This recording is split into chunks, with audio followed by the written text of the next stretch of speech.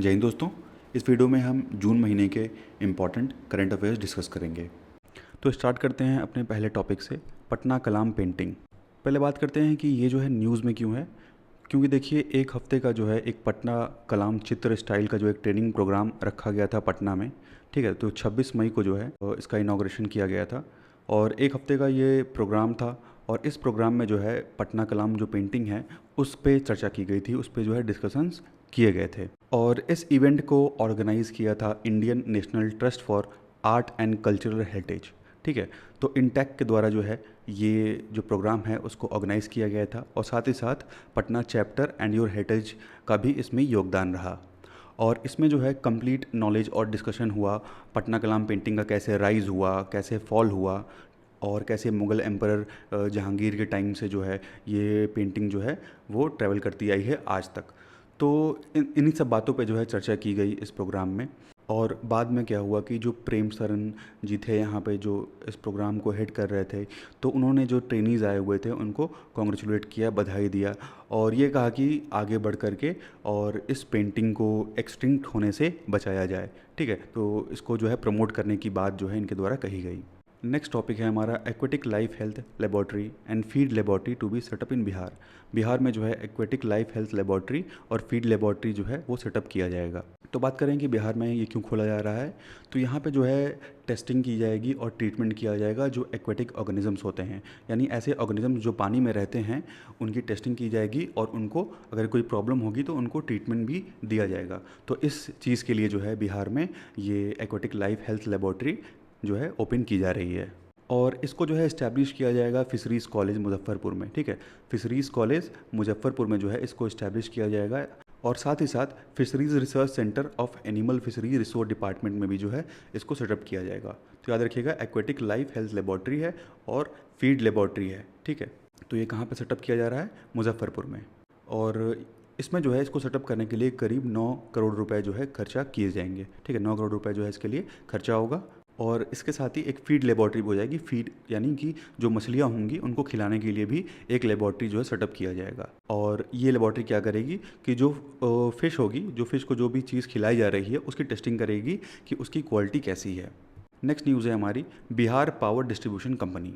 तो देखिए, north Bihar power distribution company को रैंक 37 मिला है।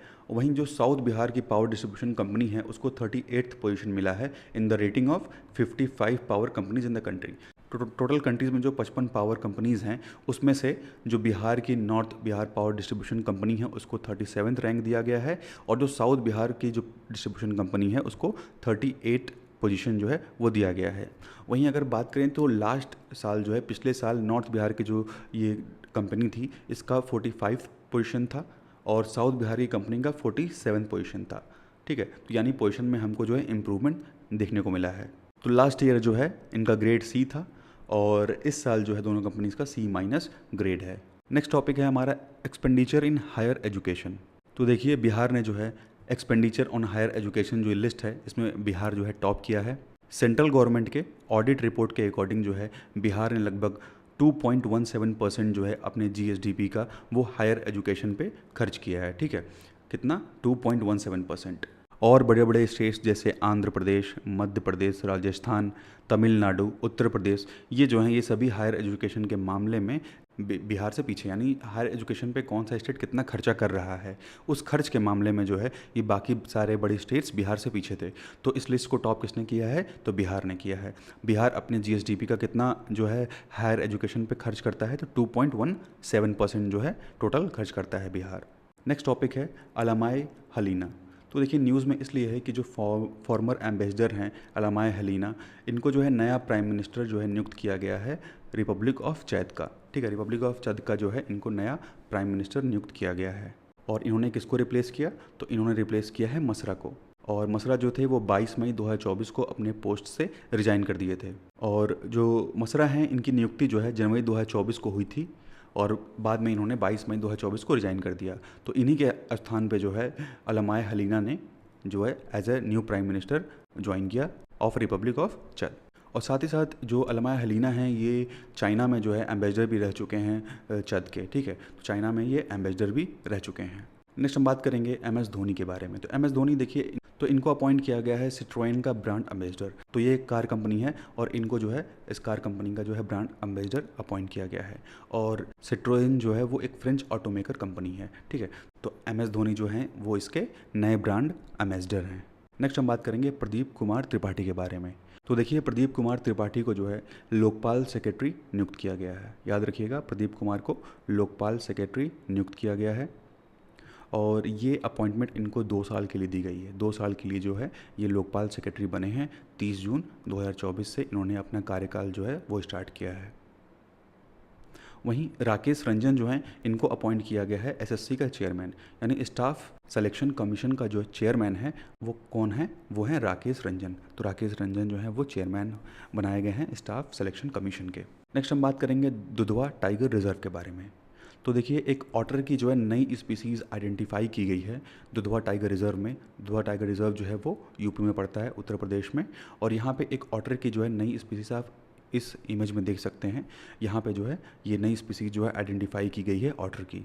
ऑटर जो है वो मुस्टेलिडेई फैमिली से बिलोंग करता है और ये एक कार्निवोरस एनिमल है, ठीक है। कार्निवोरस है यानी ये जो है मांस वगैरह खाता है। नेक्स्ट टॉपिक है हमारा लिंगोसैट के बारे में। तो जापान ने जो है लॉन्च किया है वर्ल्ड का पहला वुडन सैटेलाइट, ठीक है। पहला ऐसा सैटेलाइट है जो लकड़ी से बना हुआ है, वुड से बना हुआ है और इसको नाम दिया है लिंगोसैट, ठीक है, लिंगोसैट। और जापान इसको जो है लॉन्च करेगा सितंबर में, ठीक है। तो ये बनकर तैयार हो चुका है और सितंबर में इसको लॉन्च किया जाएगा।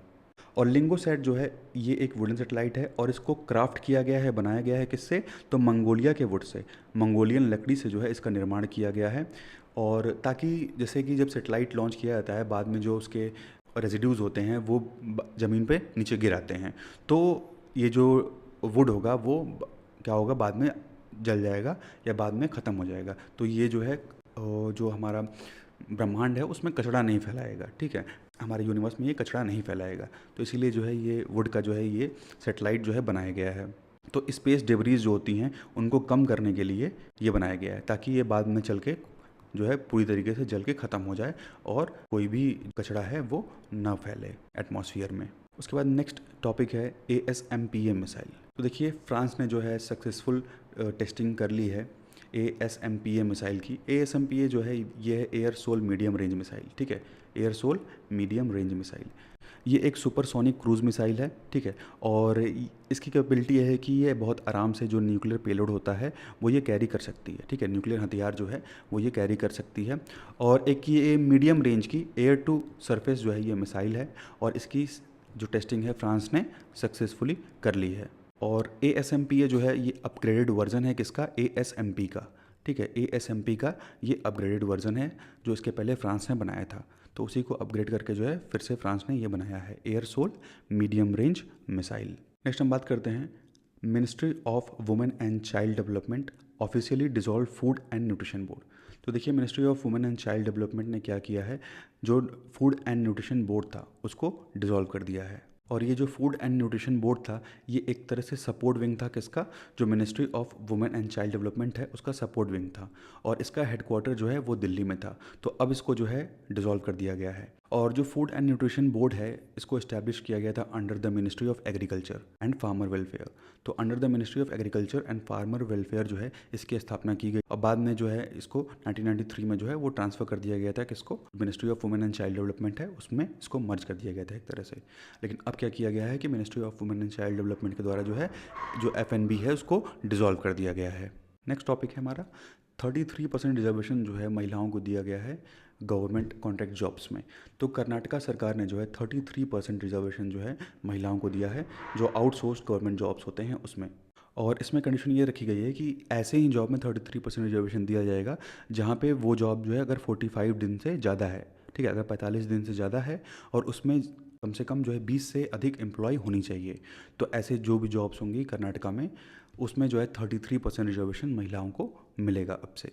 नेक्स्ट टॉपिक है हमारा India in trade deficit with 9 of top 10 trading partners in 23-24। तो इंडिया के ट्रेड में हमें ट्रेड डेफिसिट देखने को मिला है। ट्रेड डेफिसिट क्या होता है, तो जब किसी कंट्री के द्वारा जो है गुड्स इंपोर्ट किए जाते हैं और गुड्स एक्सपोर्ट किए जाते हैं, ठीक है। यानी अपने कंट्री से दूसरे कंट्री में गुड्स जाता है और दूसरे कंट्री से अपने कंट्री में गुड्स आता है। तो जब गुड्स इंपोर्ट जो हम करें, यानी दूसरे देश से जब हम अपने देश में कोई सामान मंगवा रहे हैं तो उसको बोलते हैं इंपोर्ट करना। तो जब इंपोर्टिंग ज़्यादा हो जाती है, ठीक है, तो उसको बोलते हैं ट्रेड डेफिसिट, ठीक है। जब हम ज़्यादा से ज़्यादा सामान दूसरे देशों से अपने यहाँ इंपोर्ट करने लगे, लाने लगे, तो उस समय उसको बोलते हैं ट्रेड डेफिसिट। अब इंडिया के टॉप 10 ट्रेडिंग पार्टनर्स की बात करें तो उसमें चाइना है, रशिया है और सिंगापुर है। 2022-23 के हिसाब से अगर देखें तो 2023-24 में हमको जो है ट्रेड डेफिसिट ज़्यादा देखने को मिला है। चाइना से, रसिया से, कोरिया से और हांगकांग से जो है सामान जो है यहाँ ज़्यादा आया है और गया कम है, इसीलिए ट्रेड डेफिसिट है। वहीं जो ट्रेड गैप है यूएई के साथ, सऊदी के साथ, रशिया, इंडोनेशिया और इराक के साथ, उसमें हमको कमी देखने को मिली है। लेकिन चाइना, रशिया, कोरिया और हांगकांग के द्वारा जो ट्रेड किया जाता है उसमें बढ़ोतरी देखने को मिली है। नेक्स्ट टॉपिक है over 4000 Gangetic dolphins in India. तो देखिए जो इंडियन वाइल्ड लाइफ इंस्टीट्यूट है उसके according wildlife institute of India there are now over 4000 Gangetic dolphin in Gangetic river basin. तो इनका कहना है, जो इंडियन वाइल्ड लाइफ इंस्टीट्यूट है, इनका कहना है कि अब गंगा नदी में जो है 4000 से अधिक गैंजेटिक डॉल्फिन्स जो हैं वो हो गई हैं। तो 2000 से अधिक डॉल्फिन्स हो गई हैं कहाँ पे? यूपी के चंबल रिवर में, ठीक है। ये साइड डॉल्फिन जो हैं ज़्यादातर यूपी के चंबल रिवर में हमको देखने को मिलती है। अच्छा, कमेंट में आप ये बताइएगा कि बिहार में कहाँ पे डॉल्फिन जो है सेंचुरी बनाया गया है? डॉल्फिन सेंचुरी बिहार में कहाँ बनाया गया है? तो देखिए जो गैंजेटिक डॉल्फिन है इनकी संख्या में बढ़ोतरी हमें ये दर्शाती है कि जो पोल्यूशन लेवल है वो धीरे धीरे घट रहा है, ठीक है। जो पोल्यूशन लेवल है वो डिक्लाइन कर रहा है, इसीलिए जो गैंजेटिक डॉल्फिन है उनकी संख्या में हमको बढ़ोतरी देखने को मिली है। और इसका मतलब जो सरकार है उसके जो भी कंजर्वेशन जो एफर्ट्स हैं, जो प्रोटेक्ट करने के लिए जो भी एफर्ट्स लगाए जा रहे हैं वो सही तरीके से काम कर रहे हैं, वो इफेक्टिव हैं, इसीलिए इनकी संख्या में हमको बढ़ोतरी देखने को मिली है। नेक्स्ट टॉपिक है एआई एंकर्स कृषि भूमि। तो देखिए दूरदर्शन किसान यानी डीडी किसान पहला ऐसा चैनल बन गया है जिसने 2 एआई एंकर्स लॉन्च किए। इमेज में आप देख सकते हैं 2 एआई एंकर्स लॉन्च किए, एआई कृषि और एआई भूमि, ठीक है। और इनके द्वारा जो है न्यूज़ एंकरिंग की गई। तो ये जो एआई एंकर्स हैं ये करीब 50 लैंग्वेजेस बोल सकते हैं, ठीक है। 24 घंटे लगातार 365 दिन तक जो है वो बिना रुके ये न्यूज़ रीडिंग कर सकते हैं, न्यूज़ पढ़ सकते हैं। और ये एआई एंकर्स जो हैं ये जो एग्रीकल्चर रिसर्च होती हैं उसमें मदद करेंगे, साथ ही साथ जो कृषि मंडीज़ हैं उनके ट्रेंड को जो है पहचानने के लिए हेल्प करेंगे, और जो वेदर में जो भी चेंजेस हो रहे हैं उनको देखने के लिए हेल्प करेंगे, और जो गवर्नमेंट स्कीम्स वगैरह हैं उसके बारे में भी इंफॉर्मेशन वगैरह ये इजीली दे सकते हैं, ठीक है। तो लगातार 24 घंटे 365 दिन ये काम कर सकते हैं। नाम याद रखिएगा, एआई कृषि और एआई भूमि, ठीक है। तो डीडी किसान के द्वारा जो है इसकी शुरुआत की गई है, और डीडी किसान पहला ऐसा गवर्नमेंट चैनल, टीवी चैनल बन गया है जिसने जो है एआई एंकर्स लॉन्च किया है। नेक्स्ट न्यूज़ है हमारी वर्ल्ड फर्स्ट 100% बायोडिग्रेडेबल पेन। देखिए ऐसा पेन बनाया गया है जो 100% बायोडिग्रेडेबल है। तो दुनिया का पहला 100% बायोडिग्रेडेबल पेन जो है वो लॉन्च किया गया है इंडिया के द्वारा। सौरभ एच मेहता, ठीक है, नई दिल्ली के रहने वाले हैं सौरभ एच मेहता, इन्होंने जो है ये पेन जो है बनाया है, ठीक है। और इन्होंने इसको नाम दिया है नोट पेन।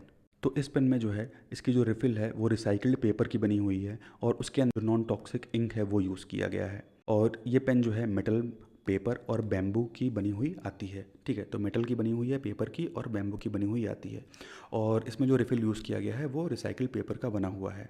और ये इन्वेशन लाया गया है ताकि प्लास्टिक को जो है वेस्ट को कम किया सकते, रिड्यूस किया सके। क्योंकि हर साल करीब देखेंगे तो करीब 50 बिलियन बॉल पॉइंट्स पेन जो हैं वो डिस्कार्ड की जाती हैं, फेंक दी जाती हैं, ठीक है। करीब 50 बिलियन जो पेन्स हैं वो हर साल फेंक दी जाती हैं, तो उससे बहुत ज़्यादा जो है प्लास्टिक वेस्ट जो है वो जनरेट होता है। तो इसी वेस्ट को कम करने के लिए जो है ये 100% रिसाइकिल जो पेन है वो लॉन्च किया गया है। नेक्स्ट टॉपिक है हमारा इलेक्शन मित्र ऐप। तो इलेक्शन मित्र ऐप जो है वो लॉन्च किया गया है इलेक्शन कमीशन ऑफ इंडिया के द्वारा, ठीक है। इलेक्शन कमीशन ऑफ इंडिया के द्वारा ये लॉन्च किया गया है। इसमें अगर जो नए इलेक्टर्स हैं वो अपने आप को रजिस्टर कर सकते हैं, और जो इलेक्टोरल रोल है उसमें जो भी अगर चेंजेस करने हैं, देखने हैं, तो वो देख सकते हैं। अपने नाम जो है इलेक्टोरल रोल में वो सर्च कर सकते हैं, या और भी जो इलेक्शन से रिलेटेड जो चीज़ें हैं वो इसमें ईजिली जो है किसी भी नागरिक के द्वारा, किसी भी सिटीजन के द्वारा जो है वो देखी जा सकती है। उसके बाद नेक्स्ट टॉपिक है सागा दावा फेस्टिवल। तो देखिए सिक्किम ने सेलिब्रेट किया है सागा दावा फेस्टिवल। ये फेस्टिवल जो है नॉर्दर्न बुद्धिस्ट कैलेंडर के हिसाब से चौथे महीने के 15वें दिन पड़ता है। ठीक है, चौथे महीने के 15वें दिन पड़ता है सागा दावा फेस्टिवल। कहाँ सेलिब्रेट किया गया है तो याद रखिएगा, सिक्किम में सेलिब्रेट किया गया है। तो सागा दावा जो है वो बुद्धिस्ट फेस्टिवल है और ये बहुत सेक्रेड फेस्टिवल माना जाता है। और ये फेस्टिवल जो है किससे जुड़ा हुआ है, तो भगवान बुद्ध के बर्थ से, उनके ज्ञान की प्राप्ति से और उनके महापरिनिर्वाण से, यानी पासिंग अवे से। और इस दिन को ट्रिपल ब्लेस्ड ओकेजन्स के नाम से भी जानते हैं।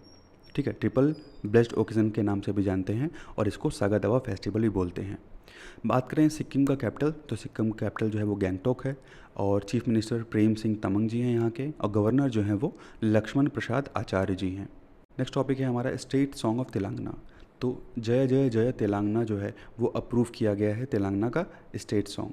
और ये सॉन्ग जो है वो कंपोज किया गया था आंदेश श्री के द्वारा। ठीक है, आंदेश श्री के द्वारा जो है इस सॉन्ग को कंपोज किया गया था। रिसेंटली जो है वेस्ट बंगाल की सरकार ने नोटिफाई किया बांग्लार मती बांग्लाए जल, ये लिखा गया था रविन्द्रनाथ टैगोर के द्वारा। ठीक है, तो इसको जो है वेस्ट बंगाल ने अपना स्टेट सॉन्ग बनाया है। वहीं अभी जो है तेलंगाना ने जय जय जय हे तेलंगाना को अपना जो है स्टेट सॉन्ग जो है वो बनाया है। ठीक है, किसके द्वारा लिखा गया था, याद रखिएगा आंदेश श्री के द्वारा जो है ये लिखा गया था। नेक्स्ट हम बात करते हैं एशिया यूनिवर्सिटी रैंकिंग की। तो देखिए एशिया यूनिवर्सिटी रैंकिंग में टॉप किया है शिंगुआ यूनिवर्सिटी ने। ठीक है, शिंगुआ यूनिवर्सिटी ने टॉप किया है, ये चाइना की यूनिवर्सिटी है। लेकिन टॉप लिस्ट में जो है इंडिया की यूनिवर्सिटी का भी नाम है, जिसमें ISC है, यानी Indian institute of science. Indian institute of science जो है बेंगलुरु में है ये, इसने जो है इस लिस्ट में अपना स्थान बनाया है। एशिया में सबसे पहले नंबर पे जो है शिंगुआ यूनिवर्सिटी है चाइना की, उसके बाद पेकिंग यूनिवर्सिटी है और तीसरे नंबर पे है नेशनल यूनिवर्सिटी सिंगापुर की। और वहीं इंडिया में देखेंगे तो इंडिया में सबसे पहले नंबर पे इंडियन इंस्टीट्यूट ऑफ साइंस है, दूसरे नंबर पे अन्ना यूनिवर्सिटी है, तीसरे पे महात्मा गांधी यूनिवर्सिटी है, चौथे पे जामिया मिलिया इस्लामिया है और पाँचवें पे जो है स्कूलनी university of biotechnology and management sciences, जो कि हिमाचल प्रदेश में पड़ता है। तो ये टॉप यूनिवर्सिटीज़ हैं। ठीक है, तो ये अपने इंडिया में जो सबसे ऊपर कौन है, इंडियन इंस्टीट्यूट ऑफ साइंस। और ओवरऑल लिस्ट में देखेंगे पूरे एशिया में किसने टॉप किया है, तो शिंगुआ यूनिवर्सिटी ने टॉप किया है, रैंक 1। नेक्स्ट टॉपिक है हमारा Dipa Karmakar becomes first Indian gymnast to win gold in Asian senior weightlifting championship 2024। तो दीपा कर्माकर जी जो हैं उन्होंने इतिहास रच दिया है। ये पहली ऐसी इंडियन महिला बनी हैं जिनको जो है Asia senior weightlifting championship में जो है गोल्ड मेडल मिला है। ठीक है, तो ताशकंद उज़्बेकिस्तान में जो है इस खेल का आयोजन किया गया था और इन्होंने जो है यहाँ पे गोल्ड मेडल जीता है। वहीं जो नॉर्थ कोरिया की किम सोंग ह्यंग और जो क्योंग बोल जो है उनको सिल्वर और ब्रॉन्ज मेडल दिया गया है। तो नाम याद रखिएगा, दीपा कर्माकर को जो है गोल्ड मेडल दिया गया है। कहाँ पे, तो Asia senior weightlifting championship 2024 में। नेक्स्ट टॉपिक है हमारा UAE के गोल्डन वीज़ा के बारे में। एक्टर रजनीकांत को जो है UAE का ये प्रेस्टिजियस गोल्डन वीज़ा जो है दिया गया है from the department of culture and tourism. तो कल्चर एंड टूरिज़्म डिपार्टमेंट ने UAE के इनको जो है ये गोल्डन वीज़ा प्रदान किया है। और बात करें, कई लोग और ऐसे हैं जिनको ये गोल्डन वीज़ा जो है वो पहले ही मिल चुका है, जैसे ममूटी हैं और उसके बाद अलावा सलमान खान है, संजय दत्त और शाहरुख खान है और रणवीर सिंह है। इन लोगों को पहले ही ये गोल्डन वीज़ा दिया जा चुका है। अब जो है रजनीकांत जी को जो है ये गोल्डन वीज़ा दिया गया है। नेक्स्ट हम बात करते हैं काम्या कार्तिकेयन के बारे में। तो काम्या कार्तिकेयन जो हैं वो सबसे यंगेस्ट इंडियन बन गई हैं माउंट एवरेस्ट पर चढ़ने वाली। मात्र इनकी उम्र जो है 16 साल है। ठीक है, ये 12th क्लास में पढ़ती हैं नेवल चिल्ड्रन स्कूल मुंबई में और ये एक नेवल ऑफिसर की जो है वो बेटी हैं। मात्र 16 साल की उम्र में जो है इन्होंने ये कारनामा किया है। ठीक है, मात्र 16 साल की उम्र में माउंट एवरेस्ट पे चढ़ गई हैं काम्या कार्तिकेयन। नेक्स्ट टॉपिक है फर्स्ट हाइड्रोजन प्लांट ऑफ गेल। तो देखिए गेल का जो है पहला हाइड्रोजन प्लांट जो है वो इनॉग्रेट किया गया है विजयपुर में, MP में, मध्य प्रदेश में जो है ये प्लांट लगा है। और ये प्लांट जो है वो प्रोड्यूस करेगा करीब 4.3 टन ऑफ ग्रीन हाइड्रोजन। ठीक है, 4.3 टन ग्रीन हाइड्रोजन जो है वो हर दिन ये प्रोड्यूस कर सकता है और जो इसकी प्योरिटी होगी है वो 99.999% है। ठीक है, बिल्कुल प्योर है ये। 4.3 टन जो है हर दिन ये हाइड्रोजन प्रोड्यूस कर सकता है, ग्रीन हाइड्रोजन। और इसमें जो है 10 मेगावाट का एक प्रोटॉन एक्सचेंज मेम्ब्रेन इलेक्ट्रोलाइज़र का यूज़ किया गया है, जिसको इंपोर्ट किया गया है कनाडा से। ठीक है, कनाडा से इंपोर्ट करके लाया गया था। और इस प्लान का जो इनॉग्रेशन है वो नेशनल ग्रीन हाइड्रोजन मिशन के तहत किया गया है और इसका मेन टारगेट ये है कि एनुअली जो है कम से कम 5 मिलियन टन जो है ग्रीन हाइड्रोजन प्रोड्यूस हो। ठीक है, तो 2030 तक 5 million tonne green hydrogen produce करने का टारगेट है इस प्लांट से। जो ये गेल का ये प्लांट लगा हुआ है यहाँ से 2030 तक करीब 5 million tonne green hydrogen produce किया जाएगा। ठीक है, याद रखिएगा एमपी में है ये। नेक्स्ट टॉपिक है हमारा बैन ऑन गुटखा एंड पान मसाला। तो देखिए तेलंगाना की सरकार ने जो है गुटखा और पान मसाला पे बैन लगा दिया है। तो तेलंगाना सरकार ने जो है 1 साल का बैन डिक्लेयर किया है मैन्युफैक्चर पे, स्टोरेज पे, डिस्ट्रीब्यूशन पे, ट्रांसपोर्टेशन पे और गुटखा के सेल पे या पान मसाला के सेल पे जिसमें टोबैको हो या निकोटीन हो। और ये ऑर्डर जो है इशू किया गया था फूड सेफ्टी कमिश्नर के द्वारा। और किस एक्ट के अंडर जो है ये ऑर्डर लगाया गया है, तो food safety and standards act 2006, इस एक्ट के तहत जो है ये ऑर्डर पास किया गया है। नेक्स्ट टॉपिक है यूनाइटेड नेशनल मिलिट्री अवार्ड 2023। तो मेजर राधिका सेन और नायक धनंजय कुमार सिंह, इन दोनों लोग को जो है ये अवार्ड मिलेगा। 2023 का यूएन मिलिट्री अवार्ड है ये। तो जो मेजर राधिका सेन हैं ये एक इंडियन वुमेन है, पीस कीपर हैं और ये यूएन मिशन में शामिल थी कॉन्गो में। इनको जो है ये अवार्ड दिया जाएगा। जो इंडियन पीस कीपर है नायक धनंजय कुमार सिंह, इनको भी जो है इस अवार्ड से सम्मानित किया जाएगा। नेक्स्ट टॉपिक है इंडिया का पहला मल्टी मॉडल लॉजिस्टिक पार्क। तो देखिए रिलायंस इंडस्ट्रीज़ ने जो है कंस्ट्रक्शन शुरू कर दिया है। इंडिया का पहला मल्टी मॉडल लॉजिस्टिक पार्क का जो है कंस्ट्रक्शन स्टार्ट हुआ है। उसका कंस्ट्रक्शन स्टार्ट हुआ है चेन्नई में। ठीक है, मपेडू चेन्नई में जो है इसका कंस्ट्रक्शन शुरू किया गया है। तो इससे फ़ायदा ये होगा कि जो लॉजिस्टिक्स वगैरह होते हैं वो कॉस्ट इफेक्टिव हो जाएंगे और ये जो है गुड्स होते हैं उनके पैकिंग में, रीपैकिंग में, ट्रांसफ़र में, डिस्ट्रीब्यूशन में, इन सभी चीज़ों में जो है ये हेल्प करेगा। एक तरह का ये लॉजिस्टिक पार्क है। नेक्स्ट टॉपिक है हमारा DRDO successfully test fire Rudra M second missile from Orissa coast. तो उड़ीसा के कोस्ट से जो है रुद्रा सेकेंड मिसाइल की टेस्टिंग की गई है डीआरडीओ के द्वारा, यानी डिफेंस रिसर्च डेवलपमेंट ऑर्गेनाइजेशन के द्वारा। रुद्रा M2 जो है वो to surface anti radiation missile है। ठीक है, याद रखिएगा air to surface anti radiation missile है। इसकी रेंज जो है वो करीब 300 किलोमीटर की इसकी रेंज है और ये जो है मैक 5.5 के स्पीड से ट्रैवल कर सकता है 200 किलोग्राम का पेलोड लेके। ठीक है, तो 200 किलोग्राम का पेलोड लेके ये 5.5 मैक यानी साउंड के स्पीड से जो है ये ट्रैवल कर सकता है। 300 किलोमीटर तक का ये डिस्टेंस जो है वो ईजिली कवर सकता है। तो ये मिसाइल जो है ये इंडिया के एयर सिक्योरिटी को और स्ट्रेंथ करने में और मजबूत बनाने में हेल्प करेगा। नेक्स्ट टॉपिक है हमारा Kerala schools to adopt AI lessons. तो केरला के स्कूल्स में जो है एआई लेसन्स अडॉप्ट किए जाएंगे। देखिए एकेडमिक ईयर 2024 के लिए जो क्लास 7th के स्टूडेंट्स हैं उनके स्टेट सिलेबस में आर्टिफिशियल इंटेलिजेंस सिलेबस जो है वो ऐड किया गया है और 2025 से क्लास 8th और 10th में भी जो है एआई जो ये सब्जेक्ट है वो इंट्रोड्यूस किया जाएगा। देखिएगा स्कूल्स में जो है एआई सब्जेक्ट इंट्रोड्यूस करने वाला पहला स्टेट बन जाता है केरला। मुख्यमंत्री वृद्धजन पेंशन योजना। तो डिपार्टमेंट ऑफ सोशल वेलफेयर और बिहार सरकार ने जो है रिसेंटली 898 करोड़ रुपीस जो हैं वो मुख्यमंत्री वृद्धजन पेंशन योजना के लिए एलोकेट किए हैं और इसमें लगभग 3,09,95 जो है वृद्ध व्यक्ति वो इसमें शामिल हैं जिनको ये पेंशन जो है वो दी जाएगी। एलिजिबिलिटी क्राइटेरिया ये है कि जो वृद्धजन हैं उनको बिहार का परमानेंट रेजिडेंट होना है, यानी वो बिहार के जब मूल निवासी होंगे तभी जो है ये पेंशन का लाभ उनको मिलेगा। तो जिसकी उम्र 60 से लेकर 79 के बीच में है उनको जो है 400 रुपये हर महीने दिए जाएंगे और जिसकी उम्र 80 और 80 से ऊपर है उनको 600 रुपये पर मंथ इसमें दिया जाएगा और जो पेमेंट का मेथड होगा वो डायरेक्ट जो है बैंक अकाउंट में पैसे ट्रांसफ़र किए जाएंगे। नेक्स्ट न्यूज़ है हमारी बिहार पुलिस के साइबर क्राइम यूनिट के रैंकिंग के बारे में।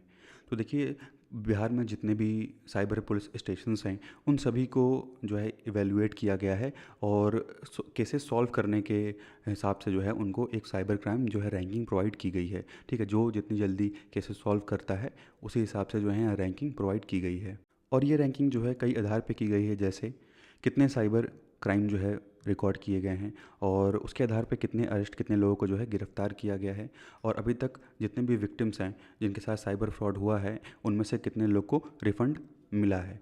तो इन सब आधार पे जो है साइबर क्राइम थानों की जो है रैंकिंग की गई है बिहार में। तो इस रैंकिंग को टॉप किया है बिहार के सारण डिस्ट्रिक्ट ने। ठीक है, बिहार के सारण डिस्ट्रिक्ट ने इस रैंकिंग को टॉप किया है और सेकेंड रैंक पे है औरंगाबाद, उसके बाद मुजफ्फरपुर, सीतामढ़ी और सहरसा। ठीक है, टॉप किया है सारण डिस्ट्रिक्ट ने। वहीं अगर हम बात करें सबसे ज़्यादा पुअर परफॉर्मेंस की, तो सबसे ज़्यादा पुअर परफॉर्मेंस जो है वो हमको सुपौल, शिवहर, नवादा, किशनगंज और खगड़िया में देखने को मिली है साइबर क्राइम के मामले में और सबसे अच्छा जो साइबर क्राइम थाना है वो है सारण डिस्ट्रिक्ट का। नेक्स्ट न्यूज़ है पटना के इंटरनेशनल कराटे चैम्पियनशिप के बारे में। तो इसमें जमुई के जो है जबीर अंसारी हैं, इनको जो है गोल्ड मेडल मिला है इंटरनेशनल कराटे चैम्पियनशिप में। इंटरनेशनल कराटे चैम्पियनशिप में जबीर अंसारी को गोल्ड मेडल मिला है और ये जो हैं वो जमुई के रहने वाले हैं। और जो ये चैम्पियनशिप है ये कहाँ पे खेला गया था, तो ये खेला गया था नेपाल में। 31 मई से लेके 1 जून के बीच में जो है नेपाल में ये कराटे चैम्पियनशिप हुई थी और पटना कॉलेज के स्टूडेंट हैं जबीर अंसारी और इन्होंने जो है गोल्ड मेडल जीता है और इन्होंने जो है 75 वेट की कैटेगरी में जो है फाइट किया था। नेक्स्ट न्यूज़ है हमारी herbal gardens in Ayush health and wellness centre. तो बिहार में लगभग जो है 294 आयुष हेल्थ केयर सेंटर्स हैं। तो उसमें कहा गया है कि अब उसमें योगा और हर्बल गार्डन्स को जो है प्रमोट किया जाएगा, उसके लिए अरेंजमेंट वगैरह किए जाएंगे। और बिहार सरकार का टारगेट ये है कि इस साल तक जो है लगभग 181 सेंटर्स जो है टोटल बिहार में और इस्टेब्लिश किए जाएं और बढ़ाए जाएं। और इस हर्बल गार्डन में जो है जो भी ऐसे प्लांट्स हैं जिनकी जो मेडिसिनल प्रॉपर्टी है, जिनको जो है मेडिसिन में यूज़ किया जा सकता है, ऐसे मेडिसिनल प्लांट्स को जो है यहाँ पे स्टोर किया जाएगा, रखा जाएगा। करंटली अभी 113 आयुष हेल्थ और वेलनेस सेंटर्स हैं जो पूरे स्टेट में काम कर रहे हैं। तो जो टोटल हेल्थ केयर सेंटर्स हैं बिहार में वो 294 हैं, लेकिन उसमें से सिर्फ और सिर्फ 113 जो आयुष हेल्थ केयर सेंटर्स हैं वो वर्क कर रहे हैं, काम कर रहे हैं। लेकिन धीरे धीरे सभी जो हेल्थ केयर सेंटर्स हैं उनको वर्क में लाया जाएगा और इस साल के लास्ट तक टारगेट ये है कि 181 सेंटर्स जो हैं वो और ऐड किए जाएँ और बढ़ाए जाएँ। नेक्स्ट न्यूज़ है हमारी health and wellness centre service के बारे में। तो देखिए लखीसराय ने जो है टॉप किया है हेल्थ वेलनेस सेंटर सर्विस के मामले में। वहीं जो वेस्ट चंपारण है वो सबसे पीछे है, उसकी बहुत परफॉर्मेंस जो है पुअर है। ठीक है, तो हेल्थ और वेलनेस केयर सेंटर के मामले में जो है लखीसराय सबसे टॉप पे है और सबसे बॉटम पे है वेस्ट चंपारण। तो बिहार स्टेट के हेल्थ डिपार्टमेंट के द्वारा जो है ये रिपोर्ट रिलीज़ की गई है और कुल 19 जो है पैरामीटर्स के बेसिस पे जो है सभी डिस्ट्रिक्ट्स को मार्क्स दिए गए हैं, नंबर दिए गए हैं। ठीक है, कुल 19 पैरामीटर्स पे जो है रैंकिंग प्रोवाइड की गई है। तो इसमें जो है लखीसराय पहले स्थान पे है और खगड़िया जो है वो दूसरे स्थान पे है। तो जो लखीसराय है वो लगातार तीसरी बार पहले स्थान पे बना हुआ है और खगड़िया जो है वो सेकंड पोजीशन पे बना हुआ है, लगातार ये तीसरा महीना है। वहीं वेस्ट चंपारण डिस्ट्रिक्ट की जो रैंक है वो 36 है और पटना डिस्ट्रिक्ट की रैंक जो है वो 7 है और पटना डिस्ट्रिक्ट की जो रैंक है वो पिछले महीने के हिसाब से 3 रैंक बढ़ी है। ठीक है, 3 रैंक जो है पटना डिस्ट्रिक्ट की बढ़ी है और सबसे लास्ट जो है वो वेस्ट चंपारण का है। तो नेक्स्ट हमारी इंपॉर्टेंट न्यूज़ है Nagi and Nakti bird sanctuary. तो देखिए बहुत इंपॉर्टेंट न्यूज़ है ये, क्योंकि नागी और नकटी बर्ड सेंचुरी को जो है रामसर साइट का दर्जा दे दिया गया है। ठीक है, नागी और नकटी बर्ड सेंचुरी जो है वो जमुई बिहार में है और इसको जो है रामसर साइट का दर्जा दिया गया है। तो इसलिए ये न्यूज़ जो है बहुत इंपॉर्टेंट हो जाती है। तो जो नागी और नकटी है ये बर्ड सेंचुरी जो है ये मैन मेड रिजर्वायर है। ठीक है, मैन मेड रिजर्वायर है और ये जो है झाझा में है। झाझा के फॉरेस्ट रेंज जो कि जमुई डिस्ट्रिक्ट बिहार में पड़ता है वहाँ पे है। तो नागी और नकटी बर्ड सेंचुरी को जो है दर्जा दिया गया है रामसर साइट का और टोटल इंडिया में इसको लेके अब 82 जो है वो वेटलैंड्स हो गए। ठीक है, ऐसे वेटलैंड जिनको रामसर साइट का दर्जा दिया गया है, तो 82 टोटल जो है वेटलैंड्स हो गए। तो सबसे ज़्यादा जो रामसर साइट है वो यूके में है, टोटल 175 और मेक्सिको में है 144 और इंडिया में अब हो गया 82, यानी चाइना और इंडिया का जो है अब टोटल बराबर हो चुका है। चाइना में भी 82 रामसर साइट्स हैं और इंडिया में भी अब 82 रामसर साइट्स हो गए नागी और नकटी बर्ड सेंचुरी को लेकर के। जो टोटल एरिया है नागी और नकटी बर्ड सेंचुरी का वो 544.378 हेक्टेयर्स का एरिया ये कवर करता है। अब बात करते हैं नकटी बर्ड सेंचुरी के बारे में।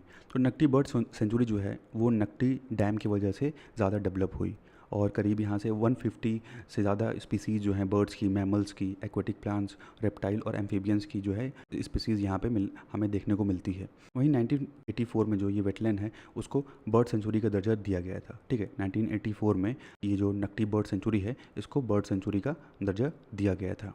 वहीं जो नागी बर्ड सेंचुरी है वो बनी नागी रिवर की वजह से। ठीक है, नागी रिवर की वजह से जो है यहाँ पे वेटलैंड क्रिएट हुआ और 1984 में नागी जो ये वेटलैंड था उसको बर्ड सेंचुरी का दर्जा दिया गया।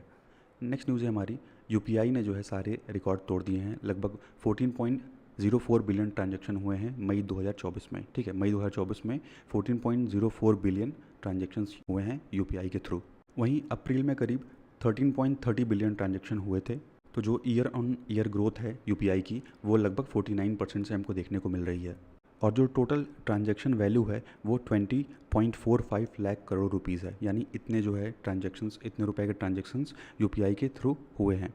और अगर बात करें एवरेज डेली ट्रांजैक्शन की, तो 443 मिलियन के जो ट्रांजैक्शंस हैं वो होते हैं यूपीआई के थ्रू, जिसकी वैल्यू है 65,482 करोड़। ठीक है, 443 मिलियन ट्रांजैक्शंस होते हैं और उसकी वैल्यू 65,482 करोड़ है।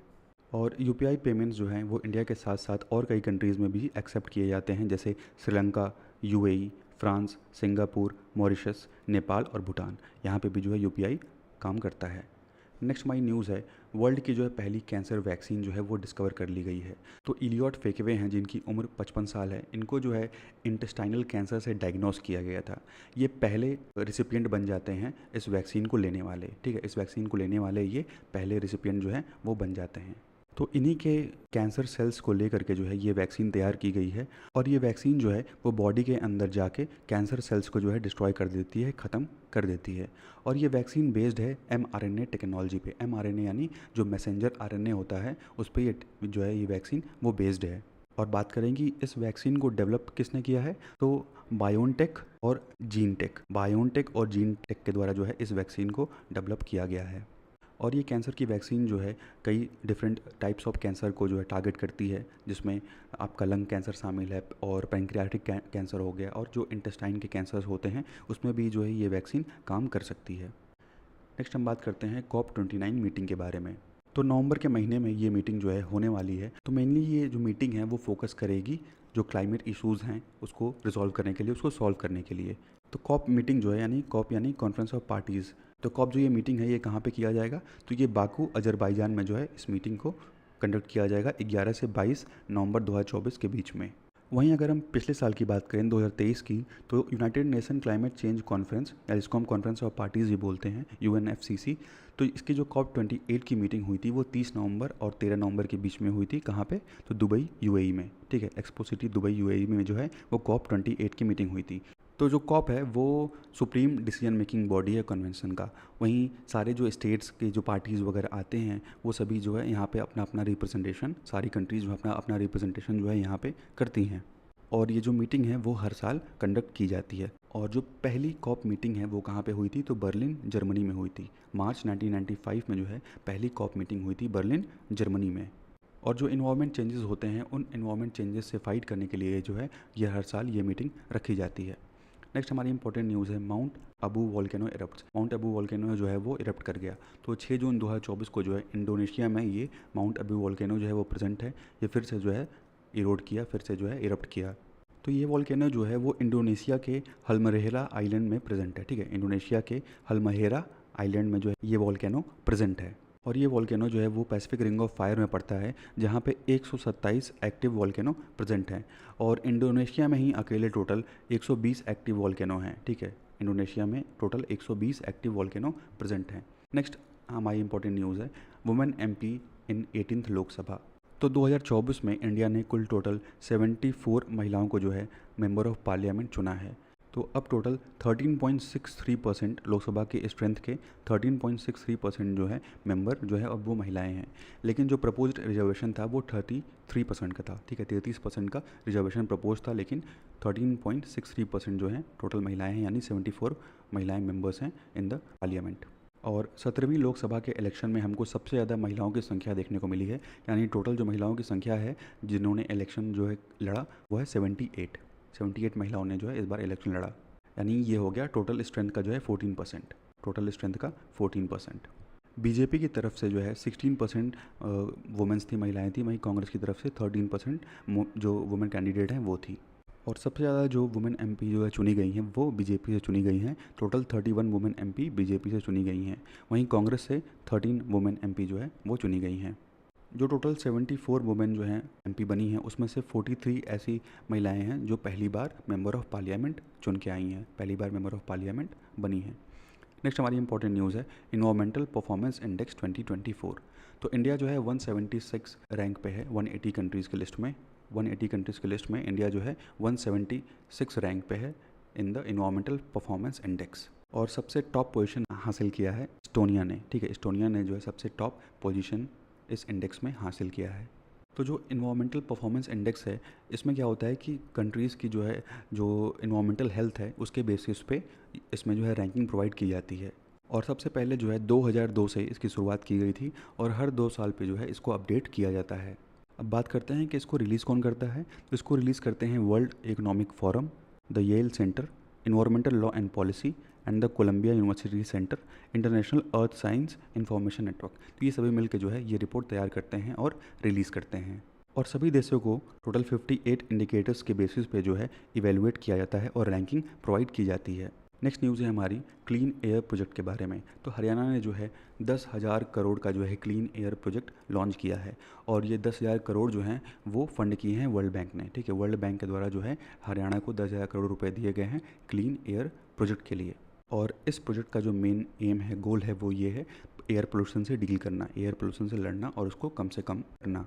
तो ये जो है टोटल 10 साल का ये प्रोजेक्ट है और वर्ल्ड बैंक ने इसको जो है फुली फंड किया है। ठीक है, पूरा का पूरा जो पैसा है वो वर्ल्ड बैंक ने दिया है और इसको मैनेज करने का काम, गवर्न करने का काम जो है वो जो हरियाणा है उसके चीफ सेक्रेटरी द्वारा किया जाएगा।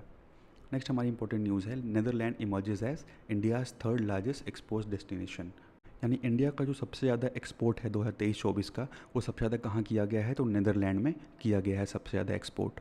उसके बाद सेकंड नंबर पे यूएस है और थर्ड नंबर पे यूएई है। तो सबसे ज़्यादा एक्सपोर्ट जो है इंडिया से नीदरलैंड में हुआ है, उसके बाद यूएस में हुआ है, उसके बाद यूएई में हुआ है। फाइनेंशियल ईयर 2023 में जो है $13 बिलियन का जो है एक्सपोर्ट हुआ था और 2024 के फाइनेंशियल ईयर में $17.4 बिलियन का जो है एक्सपोर्ट हुआ है इंडिया से। और सबसे ज़्यादा जो चीज़ें एक्सपोर्ट की गई हैं उसमें पेट्रोलियम प्रोडक्ट शामिल हैं जो $14.29 बिलियन के हैं और उसके अलावा इलेक्ट्रिकल गुड्स, केमिकल्स और फार्मास्यूटिकल्स यानी दवाइयाँ भी शामिल हैं। और सबसे ज़्यादा क्या है, तो सबसे ज़्यादा पेट्रोलियम प्रोडक्ट शामिल हैं। और कॉमर्स मिनिस्ट्री के अकॉर्डिंग इंडिया के जो मर्चेंडाइज़ हैं उसके शिपमेंट में हमको 3% जो है गिरावट देखने को मिली है।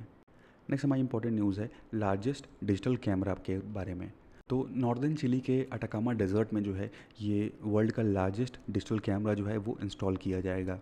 और इस कैमरे की हेल्प से जो डार्क एनर्जी होती है, डार्क मैटर होता है और जो अर्थ में जो एस्ट्रॉइड्स वगैरह आते हैं, जो टकराते हैं, तो उनके कोलिजन को भी इजीली देखा जा सकता है। ये सब चीज़ें एक्सप्लोर करने के लिए ये कैमरा जो है वो अटाकामा डेजर्ट में, जो कि नॉर्थ चिली में पड़ता है, इसमें जो है लगाया गया है। और ये कैमरा जो है फर्दर यूनिवर्स को स्टडी करने में हेल्प करेगा। और इस कैमरे का जो पिक्सल है वो 3.2 गीगा पिक्सल्स है। नॉर्मली हम मेगा पिक्सल सुनते हैं, लेकिन इसमें 3.2 गीगा पिक्सल का कैमरा जो है यूज़ किया गया है और इसका वेट लगभग 3 टन है। इसका वेट लगभग जो है 3 टन के आसपास है। तो नेक्स्ट हमारी इंपॉर्टेंट न्यूज़ है संगीला डायलॉग के बारे में। तो 21st संगीला डायलॉग जो है वो रिसेंट सिंगापुर में जो है कंक्लूड किया गया है। 2 जून को सिंगापुर में जो है 21st संगीला डायलॉग जो है वो हुआ है। संगीला डायलॉग जो है वो एक डिफेंस समिट है और इसमें जो है कई डेलीगेट्स अलग अलग कंट्री से आए और उन्होंने पार्टिसिपेट किया और जो भी सिक्योरिटी चैलेंजेस वगैरह होते हैं उसके बारे में यहाँ पर डिस्कशन किया गया। तो इसको ऑर्गेनाइज़ किया international institute for strategic studies ने सिंगापुर गवर्नमेंट के साथ मिलके।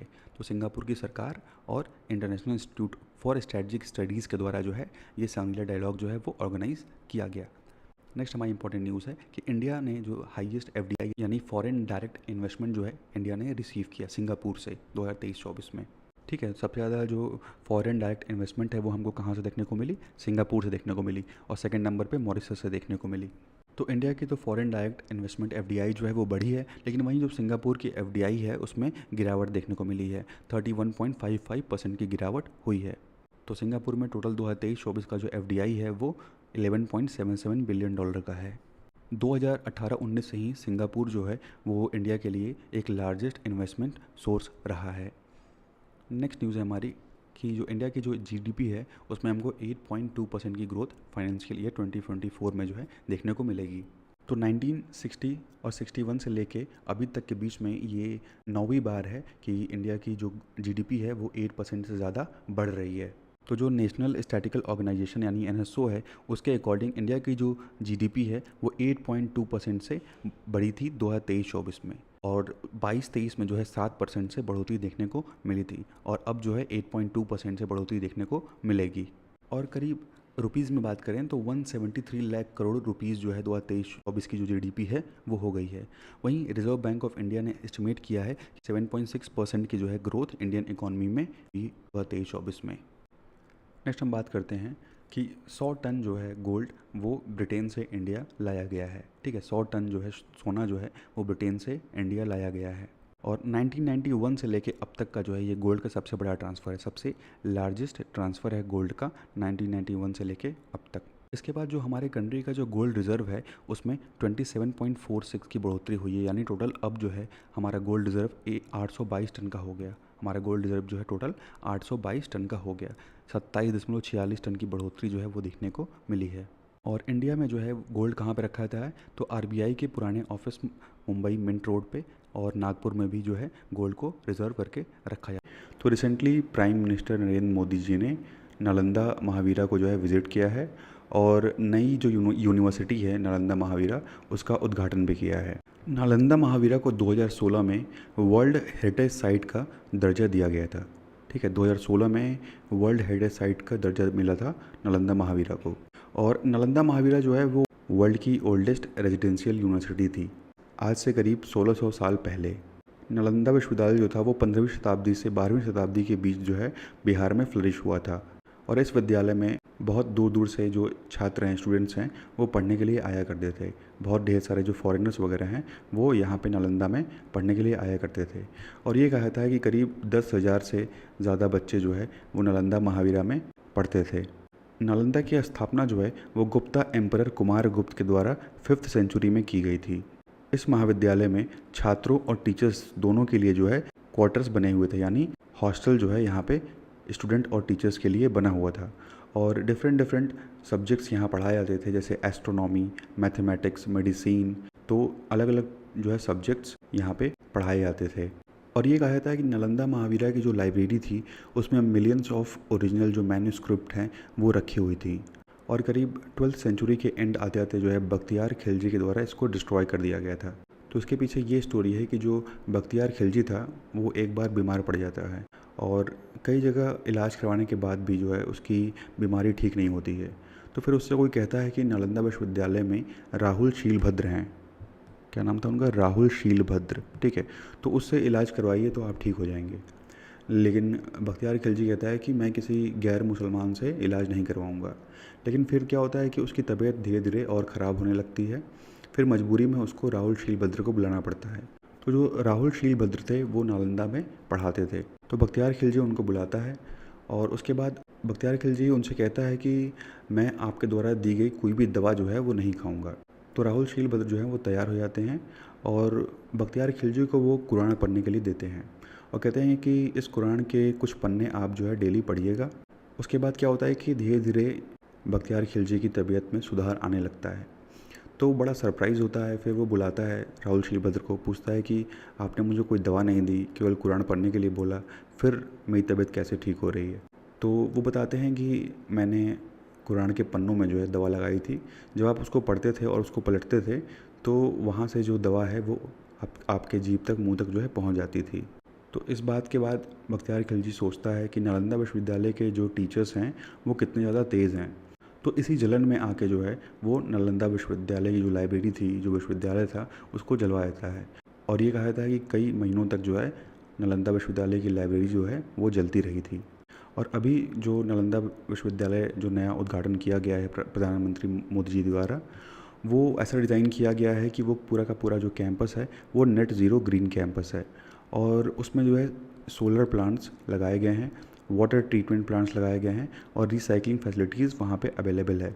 और जो नया नालंदा विश्वविद्यालय है वो करीब जो है 100 एकड़ में फैला हुआ है। नेक्स्ट इंपॉर्टेंट न्यूज़ है हमारी banking performance in Bihar district. तो दोस्तों क्रेडिट डिपॉजिट रेशियो को लेकर के जो है बैंकिंग परफॉर्मेंस डिस्ट्रिक्ट का कैलकुलेट किया गया था। क्रेडिट डिपॉजिट रेशियो क्या होता है कि मतलब ये समझ लीजिए जितना कैश डिपॉजिट हो रहा है बैंक में उस रेशियो को लेकर के परफॉर्मेंस जो है डिस्ट्रिक्ट का निकाला गया। और पूर्णिया डिस्ट्रिक्ट ने टॉप किया है बिहार में और सबसे लोवेस्ट रैंक मिली है मुंगेर डिस्ट्रिक्ट को। ठीक है, सबसे लोवेस्ट रैंक मुंगेर डिस्ट्रिक्ट की और सबसे टॉप रैंक है पूर्णिया की। तो जो 88 और 89 ज्वाइंट मीटिंग हुई स्टेट लेवल बैंकर्स कमेटी की, उसमें ये कहा गया कि जो कैश डिपॉजिट रेशियो है बिहार के 38 ज़िलों में वो जो है वेरी कर रहा है। और पूर्णिया जो है इस लिस्ट को टॉप करता है। पूर्णिया के बाद अररिया है, उसके बाद ईस्ट चंपारण है और उसके बाद किशनगंज है। वहीं सबसे कम रैंक है मुंगेर की, उसके बाद भोजपुर है, जहानाबाद है, लखीसराय, गोपालगंज और पटना है। बिहार का जो कैश डिपॉजिट रेशियो है वो 58.71% रहा है 2023-24 के फिजिकल ईयर में। नेक्स्ट इंपॉर्टेंट न्यूज़ है मनरेगा की। तो देखिए सरकार बिहार की कही है कि मनरेगा जो वर्कर्स हैं उनको अनएम्प्लॉयमेंट अलाउंसेस दिए जाएंगे, यानी जो मनरेगा है वो गारंटी करता है 100 दिन का रोज़गार एक साल में। तो अगर किसी वर्कर को एक साल में 100 दिन का रोज़गार नहीं मिलता है तो उस वर्कर को अनएम्प्लॉयमेंट अलाउंस जो है वो बिहार गवर्नमेंट प्रोवाइड करेगी। कंडीशन इसमें यह है कि जो वर्कर होगा वो कम से कम इनरोल होना चाहिए इसमें, ठीक है, मनरेगा प्रोग्राम में वो इनरोल हो और उसको एक साल में 100 दिन का वर्क न मिला हो, तभी उसको इस अलाउंस का जो है लाभ मिल सकता है। और पेमेंट का जो मैकेनिज़्म होगा वो पहले 1/4 पेमेंट जो है वो मिल जाएगी पहले महीने में, उसके बाद जो हाफ ऑफ द वेज होगा, हाफ द सैलरी होगा, वो सेकेंड महीने से मिलेगी। लेकिन इसके लिए उस वर्कर को जो है वो अप्लाई करना पड़ेगा, ठीक है। तो जब तक वो अप्लाई नहीं करेगा तब तक उसको ये अनएम्प्लॉयमेंट अलाउंस जो है वो नहीं दिया जाएगा। नेक्स्ट न्यूज़ है हमारी 16 finance commission eastern regional conference. तो देखिए ईस्टर्न रीजनल कॉन्फ्रेंस हुआ है 16वें फाइनेंस कमीशन का, और 18 से 19 जून के बीच में ये कंडक्ट किया गया है राजगीर में। तो राजगीर में इंटरनेशनल कन्वेंशन हॉल है, वहाँ पे जो है ये कॉन्फ्रेंस कंडक्ट हुआ है, ठीक है। तो 19 जुलाई को ये राजगीर के कन्वेंशन हॉल में इसको कंडक्ट किया गया, और इसमें पार्टिसिपेट करने वाले स्टेट थे बिहार, छत्तीसगढ़, झारखंड, उड़ीसा और वेस्ट बंगाल। इन स्टेट्स ने जो है इस कॉन्फ्रेंस में पार्टिसिपेट किया, और इसका ऑब्जेक्टिव ये था कि जो बैकवर्ड स्टेट्स हैं उनको डेवलप करना through long term, medium term and short term plans, ठीक है। Long term, medium term and short term plans के हेल्प से जो बैकवर्ड स्टेट्स हैं, जो पिछड़े स्टेट्स हैं, उनको डेवलप करना। इसके जो चेयरमैन हैं वो थे डॉक्टर अरविंद पनगड़िया, ठीक है, इस कॉन्फ्रेंस के चेयरमैन थे। और इसमें जो है बिहार ने इकोनॉमिक असिस्टेंट मांगा है, यानी इकोनॉमिक सहायता मांगी है। तो फाइनेंस कमीशन से जो है बिहार ने कुछ धनराशि की सहायता मांगी है, ताकि जो चैलेंजेस हैं अपने स्टेट में और जो ज़रूरतें हैं उनको पूरा किया जा सके। नेक्स्ट हमारी इंपॉर्टेंट न्यूज़ है फिग कल्टीवेशन के बारे में। फिग क्या होता है दोस्तों? तो फिग होता है अंजीर, अंजीर को बोलते हैं फिग। तो बिहार सरकार जो है वो फिग कल्टीवेशन को प्रमोट कर रही है, और बिहार सरकार इसके लिए फार्मर्स को सब्सिडीज़ प्रोवाइड करेगी, ठीक है। जो अंजीर के जो पेड़ है वो लगाएगा उसको, उस फार्मर्स को जो है बिहार सरकार सब्सिडी प्रोवाइड करेगी। पर हेक्टेयर जो है 625 प्लांट लगने होंगे, ठीक है। एक हेक्टेयर में कम से कम 625 प्लांट होने चाहिए, और जो टोटल कॉस्ट होगा पर हेक्टेयर का वो 1.25 लाख होगा, और गवर्नमेंट इसमें जो है 40% सब्सिडी देगी। टोटल जो अमाउंट होगा सब्सिडी का वो होगा 50,000 पर हेक्टेयर, ठीक है। हर हेक्टेयर पे 50,000 रुपये दिए जाएंगे, और 3 इंस्टॉलमेंट में ये पैसे दिए जाएंगे। पहला इंस्टॉलमेंट जो है वो 30,000 का होगा, वो इसी साल मिल जाएगा, और दूसरा इंस्टॉलमेंट जो 10,000 का है वो अगले साल दिया जाएगा। और अगर जब 75% जो पौधे हैं, जो पेड़ है, अगर वो अलाइव हुए तभी ये 10,000 मिलेगा। उसके बाद जो तीसरा इंस्टॉलमेंट है 10,000, वो दिया जाएगा जब 90% जो प्लांट्स हैं वो अलाइव होंगे। नेक्स्ट इंपॉर्टेंट न्यूज़ है हमारी डॉक्टर नारायण जी के बारे में। तो डॉक्टर नारायण जी जो हैं वो एक पोएट हैं और एक स्टोरी टेलर हैं, ठीक है, मैथ लिटरेचर के। इनको जो है साहित्य अकेडमी अवार्ड से सम्मान दिया जाएगा, और इनको इनके स्टोरी अनार के लिए जो है ये अवार्ड दिया जाएगा। मिस्टर नारायण जी जो हैं ये बिहार के घोरगढ़िया विलेज के रहने वाले हैं, जो कि मधुबनी डिस्ट्रिक्ट में पड़ता है। इन्होंने अपनी पहली पोएम पब्लिश की थी 1993 में, जिसका नाम था हम घर घुरी रहल छी। ये जो है 1993 में पब्लिश हुई थी। नेक्स्ट न्यूज़ है रिंकी झा के बारे में। तो रिंकी झा जो हैं वो एक मैथिली पोएट हैं, जो कि नानौर विलेज मधुबनी डिस्ट्रिक्ट की जो है रहने वाली हैं। इनको साहित्य अकेडमी युवा पुरस्कार से सम्मानित किया जाएगा इनके पोएट्री, जिसका नाम है नदी घाटी सभ्यता। तो नदी घाटी सभ्यता पोएट्री के लिए जो है इनको साहित्य अकेडमी युवा पुरस्कार जो है दिया जाएगा। इसके पहले इनको जो है माहेश्वरी सिंह महेश अवार्ड भी मिला है बाई चेतना समिति, पटना में इनको ये अवार्ड मिला था मैथिली लिटरेचर में इनके इम्पॉर्टेंट योगदान के लिए। नेक्स्ट इंपॉर्टेंट न्यूज़ है ग्लोबल जनरल गैप इंडेक्स 2024 के बारे में। तो इंडिया जो है 2 रैंक गिर गई है, 129 रैंक है इस समय इंडिया की in the world economic forums global gender gap report. तो जो ग्लोबल जेंडर गैप रिपोर्ट है ये वर्ल्ड इकोनॉमिक फोरम जो है वो रिलीज़ करता है, और इस लिस्ट को टॉप किया है आइसलैंड ने, उसके बाद फिनलैंड है, उसके बाद थर्ड पे नॉर्वे है। अगर हम बात करें रीजनल कंपैरिजन की, तो साउथ एशिया के अंडर में देखेंगे तो इंडिया का जो है 5th रैंक है, आफ्टर बांग्लादेश, नेपाल, श्रीलंका एंड भूटान। ठीक है, यानी बांग्लादेश, नेपाल, श्रीलंका और भूटान के बाद 5वां स्थान जो है वो इंडिया का है। पाकिस्तान साउथ एशिया की लिस्ट में जो है सबसे लास्ट पे है। अगर बात करें हम ग्लोबल कंपैरिजन की, तो सूडान जो है 146 की कंट्रीज़ में जो है सबसे लास्ट पे है। ठीक है, 146 रैंक है सूडान का और 145 रैंक है पाकिस्तान का। ठीक है, उसके बाद वर्ल्ड इकोनॉमिक फोरम जो है ये रिपोर्ट रिलीज़ करता है। ये एक इंटरनेशनल ऑर्गेनाइजेशन है फॉर पब्लिक प्राइवेट कोऑपरेशन। इसका जो हेडक्वार्टर है वो जिनीवा, स्विट्जरलैंड में स्थित है। वर्ल्ड इकोनॉमिक फोरम के द्वारा और भी कई रिपोर्ट्स रिलीज़ किए जाते हैं, जैसे global competitiveness report, energy transition index, global risk report और global travel and tourism report. Next important news है हमारी JIMEX 2024। तो देखिए, JIMEX जो है वो जापान और इंडिया के बीच में एक मैरीटाइम एक्सरसाइज है और ये एक बाइलैटरल मैरीटाइम एक्सरसाइज है जापान और इंडिया के बीच में, और ये कंडक्ट किया गया है योकोसुका, जापान में। ठीक है, 2012 से ये जो है एक्सरसाइज इंडिया और जापान कंडक्ट कर रहा है और इस साल का जो ये एडिशन था वो 8th एडिशन था। जापान और इंडिया के बीच में एक मैरीटाइम एक्सरसाइज और होता है जिसका नाम है मलाबार एक्सरसाइज। मलाबार एक्सरसाइज में इंडिया, US, जापान और ऑस्ट्रेलिया, इन चारों की जो नेवी है वो इसमें पार्टिसिपेट करती है। नेक्स्ट न्यूज़ है, मध्य प्रदेश के chief minister doctor Mohan Yadav ने लॉन्च किया है prime minister Shri tourism air service launch किया गया है मध्य प्रदेश के chief minister doctor Mohan Yadav के द्वारा। इसका एम ये है कि कनेक्टिविटी को इम्प्रूव किया जा सके और जो पहली फ़्लाइट जो है वो लॉन्च हुई भोपाल से जबलपुर के बीच में, और ये फ़्लाइट जो है वो 8 स्टेट्स के बीच में काम करेंगी, 8 सिटीज़ के बीच में काम करेंगी, जिसमें भोपाल, इंदौर, जबलपुर, रीवा, उज्जैन, ग्वालियर, सिंगरौली और खजुराहो शामिल है। तो ये फ़्लाइट जो है इन सिटीज़ को कनेक्ट करेंगी। नेक्स्ट न्यूज़ है वर्ल्ड बैंक के ग्लोबल इकोनॉमिक प्रॉस्पेक्ट्स रिपोर्ट के बारे में। तो वर्ल्ड बैंक के अकॉर्डिंग इंडिया जो है वो फास्टेस्ट ग्रोइंग नेशन रहेगा among the world's largest economies, और जो एवरेज एनुअल ग्रोथ रहेगी इंडिया की वो रहेगी 6.7% between financial year 25 and financial year 27। ठीक है, वर्ल्ड बैंक ने ये कहा है कि इंडिया की जो ग्रोथ है वो 6.7% रहेगी, और ये रिपोर्ट जो है वर्ल्ड बैंक के द्वारा रिलीज़ की गई है किसमें, तो ग्लोबल इकोनॉमिक प्रॉस्पेक्ट्स रिपोर्ट में रिलीज़ की गई है। और ये जो ग्रोथ है 6.7% की, RBI ने बताया था कि इंडिया की इकोनॉमी जो है वो 7.2% के ग्रोथ रेट से ग्रो करेगी। ठीक है, तो इसमें दोनों के जो प्रोजेक्टेड ग्रोथ रेट है उसमें डिफरेंसेस हैं। RBI ने 7.2% बताया है और वर्ल्ड बैंक ने बताया है 6.7%। और वहीं 2023-24 में इंडिया की जो ग्रोथ रही है वो 8.2% रही है, जो कि वर्ल्ड बैंक के एस्टिमेट से 1.9% ज़्यादा है। वर्ल्ड बैंक के एस्टिमेट से 1.9% ज़्यादा है, जो वर्ल्ड बैंक ने 2024 में एस्टिमेट दिया था उसके हिसाब से 1.9% ज़्यादा था। तो 8.2% के हिसाब से 2023-24 में इंडियन इकोनॉमी जो है वो ग्रो कर रही है। नेक्स्ट न्यूज़ है, इंडिया ने सिक्योर किया है 4th position in the market cap ranking. तो हांगकांग को डिस्प्लेस करके, हांगकांग को हटा के जो है मार्केट कैप रैंकिंग में इंडिया ने 4th स्पॉट हासिल किया है। इंडिया का जो मार्केट कैपिटल है वो 19% जो है बढ़ा है और 4.4 ट्रिलियन से जो है 5.2 ट्रिलियन हो गया है 14 जून 2024 तक। ठीक है, 4.4 ट्रिलियन से 5.2 ट्रिलियन हो गया है। बाकी कंट्रीज़ की परफॉर्मेंस अगर देखें तो ताइवान ने 2nd पोजीशन हासिल किया है, 18.2% का राइज देखने को मिला है इसके मार्केट कैपिटल में। वहीं यूनाइटेड स्टेट्स ने 3rd पोजीशन हासिल किया है क्योंकि इसके मार्केट कैपिटल में 11.7% का गेन मिला है, और सऊदी अरेबिया, चाइना और फ्रांस इनके मार्केट कैपिटल में डिक्लाइन हुआ है।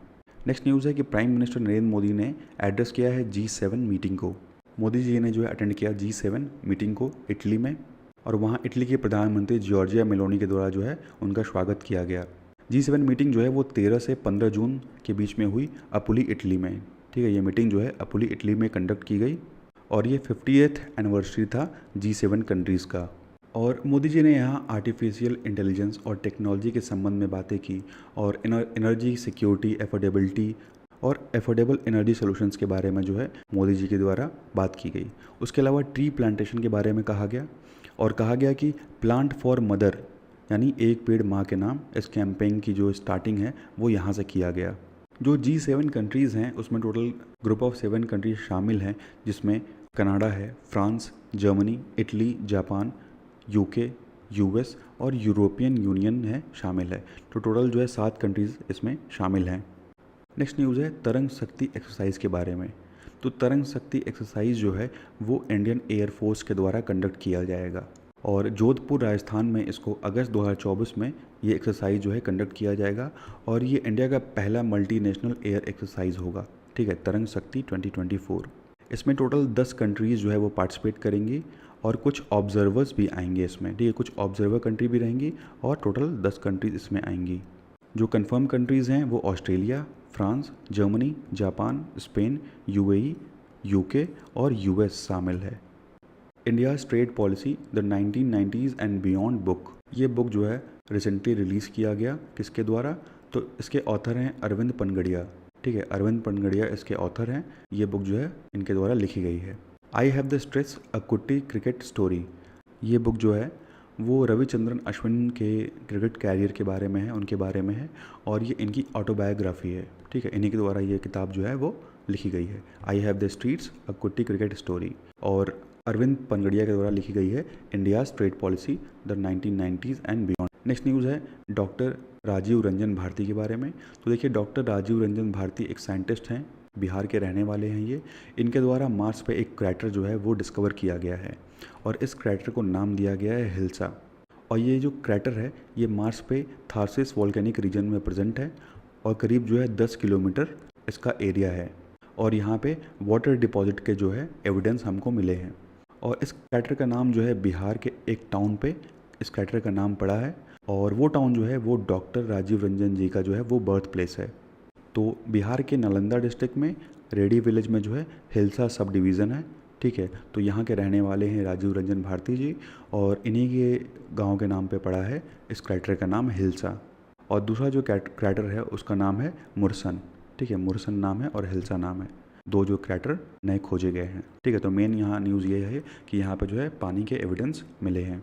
नेक्स्ट न्यूज़ है एनसीआरबी के संकलन ऑफ क्रिमिनल लॉज ऐप के बारे में। तो देखिए नेशनल क्राइम रिकॉर्ड्स ब्यूरो के द्वारा जो है एक ऐप लॉन्च किया गया है एनसीआरबी संकलन ऑफ क्रिमिनल लॉज और जो नए क्रिमिनल लॉज बनाए गए हैं उसके बारे में ये कंप्लीट गाइडेंस जो है प्रोवाइड करेगा। तो जो नए क्रिमिनल लॉज हैं वो 1 जुलाई 2024 से इफेक्ट में आएंगे। कौन कौन से नए लॉज बनाए गए हैं, तो भारतीय न्याय संहिता, भारतीय नागरिक सुरक्षा संहिता और भारतीय साक्ष्य अधिनियम। तो पहले जैसे था आईपीसी, सीआरपीसी और एविडेंस एक्ट, तो इन्हीं को हटाया गया है और भारतीय न्याय संहिता, भारतीय नागरिक सुरक्षा संहिता और भारतीय साक्ष्य अधिनियम जो है वो लाया गया है इनको हटा के। तो 1 जुलाई 2024 से जो है ये इंडिया पे लागू हो जाएगा। तो इस ऐप में भारतीय न्याय संहिता और सुरक्षा संहिता के जो सभी चैप्टर्स हैं, सभी सेक्शंस हैं, वो नए लॉज के इसमें दिए होंगे और इसमें आप नए लॉज और पुराने लॉज के बीच में जो है कंपैरिजन भी कर सकते हैं। इसमें पुराने लॉज भी दिए होंगे, ठीक है। तो ओल्ड लॉ और न्यू लॉ के बीच में कंपैरिजन भी आप इसमें देख सकते हैं। और इस ऐप की खासियत ये है कि ये ऐप जो है फुली ऑफलाइन फंक्शनल है, ठीक है, फुली ऑफलाइन भी अवेलेबल होगा ये ऐप। नेक्स्ट न्यूज़ है हमारी कि जियो है वो उसको अप्रूवल मिल गया है सैटकॉम सर्विसेज के लिए। सैटकॉम सर्विसेज यानी सैटेलाइट सर्विसेज के लिए अप्रूवल मिल गया है जियो को। तो Indian National Space Promotion and Authorisation Centre से यानी इन स्पेस से जियो प्लेटफॉर्म्स को अप्रूवल मिल गया है कि ये अब जो है सैटेलाइट कम्युनिकेशन जो है वो लॉन्च कर सकते हैं इंडिया में। तो जियो जो है वो एक लग्जमबर्ग की कंपनी है सैटकॉम, उसके साथ मिल के जो है सैटेलाइट लॉन्च करने का काम करेगा। और जैसे बात करें जो ग्लोबल प्लेयर्स हैं जैसे इलॉन मस्क का जो स्टारलिंक जो प्रोजेक्ट है, उसके अलावा जो अमेज़ॉन है उसका प्रोजेक्ट कुपायर है, तो ये सभी अभी जो है इंडिया में वेटिंग ही हैं, लेकिन जियो को जो है फाइनली अप्रूवल सैटकॉम सर्विसेज का मिल चुका है। नेक्स्ट न्यूज़ है हमारी नागशस्त्र 1 के बारे में। तो इंडियन आर्मी को पहला जो है indigenous man portable suicide drone जिसका नाम है नागशस्त्र, ठीक है। तो ये एक सुसाइड ड्रोन है, ये इंडियन आर्मी को मिल गया है और इसको ऐसे डिज़ाइन किया गया है कि जो एनिमी के ट्रेनिंग कैंप्स है ये उस पर अटैक कर सकता है, लॉन्च पैड पे अटैक कर सकता है या ये जो है इन्फिल्ट्रेट भी कर सकता है, एनिमी के जो एरिया है उसमें भी इजीली एंटर कर सकता है। तो इस ड्रोन की वजह से आर्मी जो है बॉर्डर के दूसरी तरफ भी जो है वो अटैक कर सकती है। इस ड्रोन को डिज़ाइन और डेवलप किया गया है इकोनॉमिक एक्सप्लोजिव लिमिटेड के द्वारा। इकोनॉमिक एक्सप्लोजिव्स लिमिटेड के द्वारा जो है इसको डिज़ाइन और डेवलप किया गया है और ये जो है ये GPS इनेबल्ड प्रिसाइज स्ट्राइक जो है वो कर सकता है और इसकी जो एक्यूरेसी है वो 2 मीटर की है और इसकी रेंज करीब 30 किलोमीटर की है। और ये ड्रोन ऐसा है कि जब ये उड़ता है तो ये बिल्कुल आवाज़ भी नहीं करता है, इसलिए इसको साइलेंट किलर का भी नाम दिया गया है। नेक्स्ट न्यूज़ है महिला शक्ति कैंटीन सर्विसेज के बारे में। तो तेलंगाना की सरकार ने जो है इस्टेब्लिश किया है महिला शक्ति कैंटीन सर्विसेज, और ये मॉडल जो है वो इंस्पायर है अन्नपूर्णा, जो कि केरला में स्टार्ट हुआ है अन्नपूर्णा सर्विसेज, और वेस्ट बंगाल में दीदी की रसोई के नाम से सर्विस यही स्टार्ट हुई है। तो इसी जो है इंस्पायर होके तेलंगाना की सरकार ने स्टार्ट किया है महिला शक्ति कैंटीन सर्विसेज। और तेलंगाना का टारगेट ये है कि कम से कम 150 कैंटीन जो हैं वो 2 साल के अंदर खोल दिए जाएँ। तो कुछ दिन पहले आपने सुना होगा कि बिहार में जो है कास्ट सर्वे कंडक्ट किया गया था, और उसी के बेसिस पे जो है सरकार ने रिजर्वेशन प्रोवाइड किया था। ठीक है, जो रिजर्वेशन का जो परसेंटेज है उसको इंक्रीज़ कर दिया था। तो बिहार में टोटल जो है 75% के आसपास रिजर्वेशन हो गया था। तो पटना हाई कोर्ट ने कहा है कि ये जो है अनकॉन्स्टिट्यूशनल है, क्योंकि इसके पहले एक इंदिरा सहाने केस हुआ था, इंदिरा सहाने। ठीक है, ये कब हुआ? तो 1992 में हुआ था, और इसको हम मंडल केस के नाम से भी जानते हैं, मंडल केस। तो इस केस में सुप्रीम कोर्ट के द्वारा कहा गया कि जो रिजर्वेशन है वो 50% से ऊपर नहीं होना चाहिए। तो 50% से ऊपर रिजर्वेशन न देने की बात कही गई सुप्रीम कोर्ट के द्वारा। तो एक तरह से 50% का जो कैप है वो यहाँ लगा दिया गया, और इसी मंडल केस के थ्रू ही क्रीमी लेयर का कॉन्सेप्ट इंट्रोड्यूस किया गया। ठीक है, क्रीमी लेयर का जो कॉन्सेप्ट है ओबीसी में वो इंट्रोड्यूस किया गया इसी मंडल केस इंदिरा सहाने केस से। ठीक है, लेकिन इस केस के बाद भी बहुत से स्टेट्स ऐसे थे जिन्होंने इस 50% के लिमिट को क्रॉस किया, जैसे महाराष्ट्र, तेलंगाना, तमिलनाडु, हरियाणा, छत्तीसगढ़, राजस्थान ने भी पास किया था, और मध्य प्रदेश के द्वारा भी पास किया गया था। उसके अलावा 1993 में तमिलनाडु का एक रिजर्वेशन एक्ट आया, जिसके थ्रू 69% रिजर्वेशन जो है वो वहाँ के स्टेट जॉब्स में दे दी गई। और उसके अलावा आंध्र प्रदेश के गवर्नर ने सन 2000 में 100% रिजर्वेशन अनाउंस कर दिया शेड्यूल ट्राइब्स के लिए। ठीक है, एसटी के लिए आंध्र प्रदेश में 100% रिजर्वेशन अनाउंस कर दिया, लेकिन इन सभी को सुप्रीम कोर्ट के द्वारा अनकॉन्स्टिट्यूशनल डिक्लेयर कर दिया गया बाद में। तो बिहार सरकार ने भी 50% से 65% रिजर्वेशन इंक्रीज़ कर दिया था backward classes, extremely backward classes, schedule caste और शेड्यूल ट्राइब्स के लिए। ठीक है, SC ST OBC और EBC के लिए जो है 50 से 65% रिजर्वेशन इंक्रीज़ कर दिया गया था। तो 10% अगर EWS का मिला लें तो टोटल रिजर्वेशन बिहार में हो गया था 75%। और इसको इफेक्ट में लाने के लिए 2 एक्ट पास किए गए थे। पहला था Bihar reservation of vacancies in post and services amendment act, और दूसरा था Bihar admission in educational institution reservation amendment act 2023। और इसको कैंसिल करने का रीज़न पटना हाई कोर्ट ने दिया कि ये जो है इक्वालिटी का वॉयलेशन है। ठीक है, राइट टू इक्वालिटी यानी आर्टिकल 14, 15 और 16 का जो है वॉयलेशन है। और ये जजमेंट दिया गया चीफ जस्टिस के विनोद चंद्रन और जस्टिस हरीश कुमार के द्वारा, और हाई कोर्ट में पिटीशन फाइल किया गया था यूथ फॉर इक्वालिटी ऑर्गेनाइजेशन के द्वारा। तो सेकंड न्यूज़ पे बढ़ने से पहले दोस्तों कुछ बातों का ध्यान रखिएगा, जैसे पटना हाई कोर्ट से ये न्यूज़ जो है संबंधित है। तो पटना हाई कोर्ट मतलब आप हाई कोर्ट प्रिपेयर कर लीजिएगा, उसके अलावा सुप्रीम कोर्ट। ठीक है, एक बार हाई कोर्ट रिवाइज़ कर लीजिए, सुप्रीम कोर्ट रिवाइज़ कर लीजिए। उसके बाद जो मैंने बताया इंदिरा सहाने केस का जो जजमेंट वो देख लीजिए। इसके अलावा आर्टिकल 14, आर्टिकल 15, आर्टिकल 16 इंपॉर्टेंट हो जाते हैं, क्योंकि इसकी वजह से ये न्यूज़ में है। तो ऐसे ही जो भी मैं इंपॉर्टेंट न्यूज़ आपको बताता हूँ उसको आप कोशिश करिए कि आप उसको स्टैटिक पार्ट से लिंक करके पढ़ें। ठीक है, पहले आपने ये वीडियो देख लिया, और साथ में एक पेपर और पेन लेके बैठा करिए, और जो भी पॉइंट आपको लगे कि इंपॉर्टेंट है उसको नोट कर लीजिए। जैसे इस न्यूज़ से क्या इंपॉर्टेंट लगा, पहला तो पटना हाई कोर्ट यानी हाई कोर्ट की पावर्स क्या हैं, सुप्रीम कोर्ट की पावर्स क्या हैं, उसके अलावा इंदिरा सहाने जजमेंट और आर्टिकल 14, 15 और 16 ये इंपॉर्टेंट हो जाते हैं इस पूरे न्यूज़ में। ठीक है, तो ऐसे ही आप हर न्यूज़ में ढूंढिए कि इंपॉर्टेंट क्या चीज़ है। तो न्यूज़ तो पढ़िए ही पढ़िए, साथ में जो स्टैटिक पोर्शन है वो भी पढ़िए, तो इससे आपका जो है अच्छा खासा रिवीजन हो जाएगा। तो नेक्स्ट न्यूज़ है national institute of fashion technology के बारे में। तो रिसेंटली सरकार ने अनाउंस किया कि कंट्री का 19वां जो निफ्ट है national institute of fashion technology वो बेगूसराय में खोला जाएगा। और जो निफ्ट है वो एक ऑटोनॉमस इंस्टीट्यूट है, डिफरेंट टाइप ऑफ कोर्सेज ये ऑफर करता है, जैसे फैशन, टेक्नोलॉजी और मैनेजमेंट। और इसको 1986 में इस्टेब्लिश किया गया था। इसका जो हेड ऑफिस है वो नई दिल्ली में स्थित है। ठीक है, इसका हेड ऑफिस नई दिल्ली में है। अब जैसे बेगूसराय न्यूज़ में है, तो बेगूसराय में क्या इंपॉर्टेंट है, तो कांवर लेक इंपॉर्टेंट है, और ये बेगूसराय के मंझौल विलेज में स्थित है। और कांवर लेक जो है वो एशिया का largest fresh water oxbow lake है, और ये बिहार की पहली रामसर साइट भी थी। ठीक है, और उसके अलावा बेगूसराय के बरौनी में पहली ऑयल रिफाइनरी जो खोली गई थी बिहार में वो प्रेजेंट है, ठीक है, और ये रसिया के सपोर्ट से खोली गई थी। तो ऐसे ही आप न्यूज़ से जो है रिलेट करिए अपने स्टैटिक टॉपिक को। उसके बाद नेक्स्ट न्यूज़ है chief minister digital health scheme के बारे में। तो देखिए इस स्कीम में लगभग 17.55 करोड़ रुपीज़ जो है सरकार के द्वारा रिलीज़ किए गए हैं और कहा गया है कि ये स्कीम 2026-27 तक चलेगी और लगभग 300 करोड़ रुपए टोटल इस स्कीम के तहत लगाए जाएंगे। इस स्कीम का जो मेन ऑब्जेक्टिव है वो ये है कि जो हेल्थ केयर सर्विसेज हैं उसको डिजिटाइज़ करना, ठीक है, सभी चीज़ों को डिजिटाइज़ करना, एक ऑनलाइन प्लेटफॉर्म पे लेके आना। और इसी स्कीम के तहत टेलीमेडिसिन को प्रमोट किया जाएगा, यानी ऑनलाइन जो दवाइयाँ हम खरीदते हैं उसको प्रमोट किया जाएगा। और ये स्कीम जो है 2026-27 तक चलेगी और टोटल इसमें 300 करोड़ रुपए लगाए जाएंगे। नेक्स्ट इंपॉर्टेंट न्यूज़ है नाबीनगर के सुपर थर्मल पावर स्टेशन के बारे में।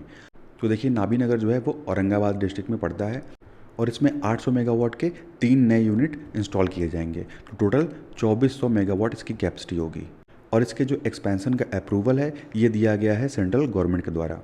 और जो नाबीनगर का पावर स्टेशन है ये आता है एनटीपीसी के अंडर में, ठीक है, एनटीपीसी के अंडर में ये आता है और ये कहा गया है कि 2029 तक ये प्लांट जो है वो बनकर तैयार हो जाएगा और बिहार में इलेक्ट्रिसिटी सप्लाई करने लगेगा। नेक्स्ट इंपॉर्टेंट न्यूज़ है दीनानाथ मेमोरियल अवार्ड के बारे में। तो देखिए ये अवार्ड जो है वो सुभाष चंद्र सिन्हा जी को दिया गया है। तो सिक्किम के गवर्नर हैं गंगा प्रसाद जी, इनके द्वारा दीनानाथ शरण मेमोरियल का उद्घाटन किया गया बिहार में। कहाँ पे? तो हिंदी साहित्य सम्मेलन लाइब्रेरी में, हिंदी साहित्य सम्मेलन लाइब्रेरी में दीनानाथ शरण मेमोरियल का उद्घाटन किया गया। और इस साल सैलजा माला मेमोरियल अवार्ड जो है वो दिया गया यशोदा शर्मा जी को, ठीक है, यशोदा शर्मा जी को ये अवार्ड दिया गया। और इस अवार्ड के अंतर्गत सुभाष चंद्र सिन्हा जी को 11,000 रुपये दिए गए और यशोदा शर्मा को 5,000 रुपये दिए गए अवार्ड के तौर पे। नेक्स्ट इंपॉर्टेंट न्यूज़ है हमारी मैंगो महोत्सव के बारे में। तो नेक्स्ट इंपॉर्टेंट न्यूज़ है हमारी मैंगो महोत्सव के बारे में। तो 2 दिन का मैंगो महोत्सव ऑर्गेनाइज़ किया गया ज्ञान भवन पटना में और इसका इनॉग्रेशन किया चीफ मिनिस्टर नीतीश कुमार ने। और इस महोत्सव में अशोक कुमार चौधरी, ये तिलकापुर सुल्तानगंज भागलपुर के रहने वाले हैं, इनको सबसे ज़्यादा हाईएस्ट मार्क मिला डिफरेंट जो है कैटेगरीज़ में और इनको टाइटल दिया गया मैंगो शिरोमणि का, ठीक है, मैंगो शिरोमणि का टाइटल जो है वो अशोक कुमार चौधरी जी को दिया गया। और वैशाली डिस्ट्रिक्ट ने टॉप किया है टोटल 15 अवार्ड लेकर के। उसके बाद भागलपुर सेकंड स्थान पे है 14 अवार्ड के साथ और पटना थर्ड स्थान पे है 14 अवार्ड के साथ। सबसे ज़्यादा जो पैसा है वो भागलपुर को दिया गया 58,000 और पटना ने रिसीव किया 57,000 रुपीज़। और इस प्रदर्शनी में जो टोटल प्रोडक्ट्स लगाए गए थे उनकी कीमत लगभग 29 लाख रुपए थी और 2 दिन के अंदर ही सारे जो प्रोडक्ट्स थे मैंगो के वो 2 दिन के अंदर ही बिक गए। नेक्स्ट इंपॉर्टेंट न्यूज़ है कि एक MOU साइन किया गया है between IIT Patna and university of technology Sydney. इन दोनों के बीच में एक MOU यानी मेमोरेंडम ऑफ अंडरस्टैंडिंग साइन किया गया है। और इस MOU का मेन एम है कि रिसर्च के फील्ड में, स्पेस टेक्नोलॉजी के फील्ड में और जो renewable energy, data sciences, AI, 5G 6G communication, semiconductor devices, इन सब के फील्ड में जो है एक अच्छी खासी कोलैबोरेटिव जो रिसर्च है वो कंडक्ट किया जाए। तो इसमें IIT पटना और यूनिवर्सिटी ऑफ टेक्नोलॉजी सिडनी के द्वारा जो है साथ मिलके रिसर्च कंडक्ट किया जाएगा इन सभी फील्ड्स में।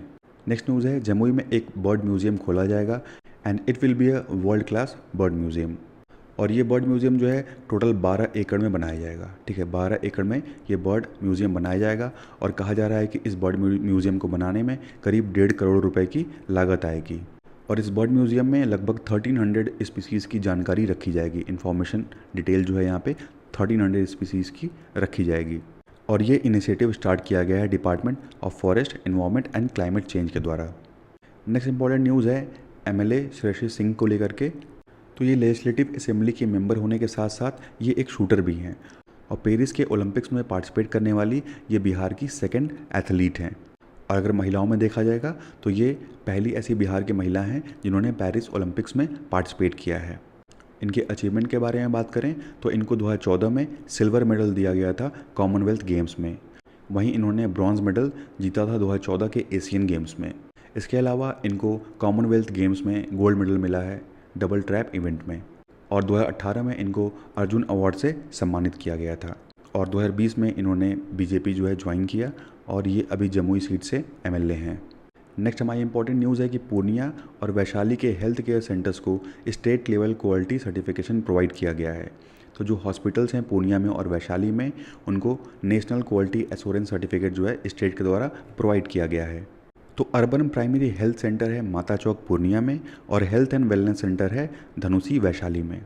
इनको जो है state level NQAS certificate provide किया गया है और इनका जो स्कोर है वो 87% और 78% है। ठीक है, जो पूर्णिया का हॉस्पिटल है उसका 87% स्कोर है और जो वैशाली का है उसका 78% स्कोर है। नेक्स्ट इंपॉर्टेंट न्यूज़ है हमारी कि पतंजलि ने डिस्कवर किया है एक नया फ्लोरल प्लांट और पतंजलि ने इस फ्लोरल प्लांट को यमुनोत्री से डिस्कवर किया है और ये फ्लावर जो है वो पर्पल कलर का है और ये पूरे वर्ल्ड में और कहीं नहीं पाया जाता। और ये पतंजलि की जो रिसर्च है वो फाइटोटैक्सा में पब्लिश की गई है और फाइटोटैक्सा जो है वो वर्ल्ड का फेमस बॉटनिकल रिसर्च जर्नल है। ठीक है, और ये जो है न्यूजीलैंड का है। नेक्स्ट न्यूज़ है एनर्जी ट्रांजैक्शन इंडेक्स के बारे में। तो एनर्जी ट्रांजैक्शन इंडेक्स में इंडिया की जो रैंक है वो 63 है और एनर्जी ट्रांजैक्शन इंडेक्स रिलीज़ किया जाता है वर्ल्ड इकोनॉमिक फोरम के द्वारा। और जो टॉप रैंक की कंट्रीज़ हैं उसमें यूरोपियन नेशन शामिल है। पहला स्वीडन है, दूसरा डेनमार्क, तीसरा फिनलैंड, चौथा स्विट्ज़रलैंड, पांचवा फ्रांस और चाइना जो है वो 20th नंबर पे है। बात करें वर्ल्ड इकोनॉमिक फोरम के बारे में तो ये जो है इंटरनेशनल एडवोकेसी NGO है और एक थिंक टैंक है। इसका जो हेडक्वार्टर है वो जिनीवा स्विट्ज़रलैंड में स्थित है and it was founded on 24 January 1971 और इसके जो फाउंडर थे जर्मन इंजीनियर कार्ल श्वाब थे। वर्ल्ड इकोनॉमिक फोरम के द्वारा कई रिपोर्ट्स पब्लिश की जाती हैं जैसे global competitiveness report, global gender gap report, global risk report और global travel and tourism report. ये रिपोर्ट जो है वो वर्ल्ड इकोनॉमिक फोरम पब्लिश करता है।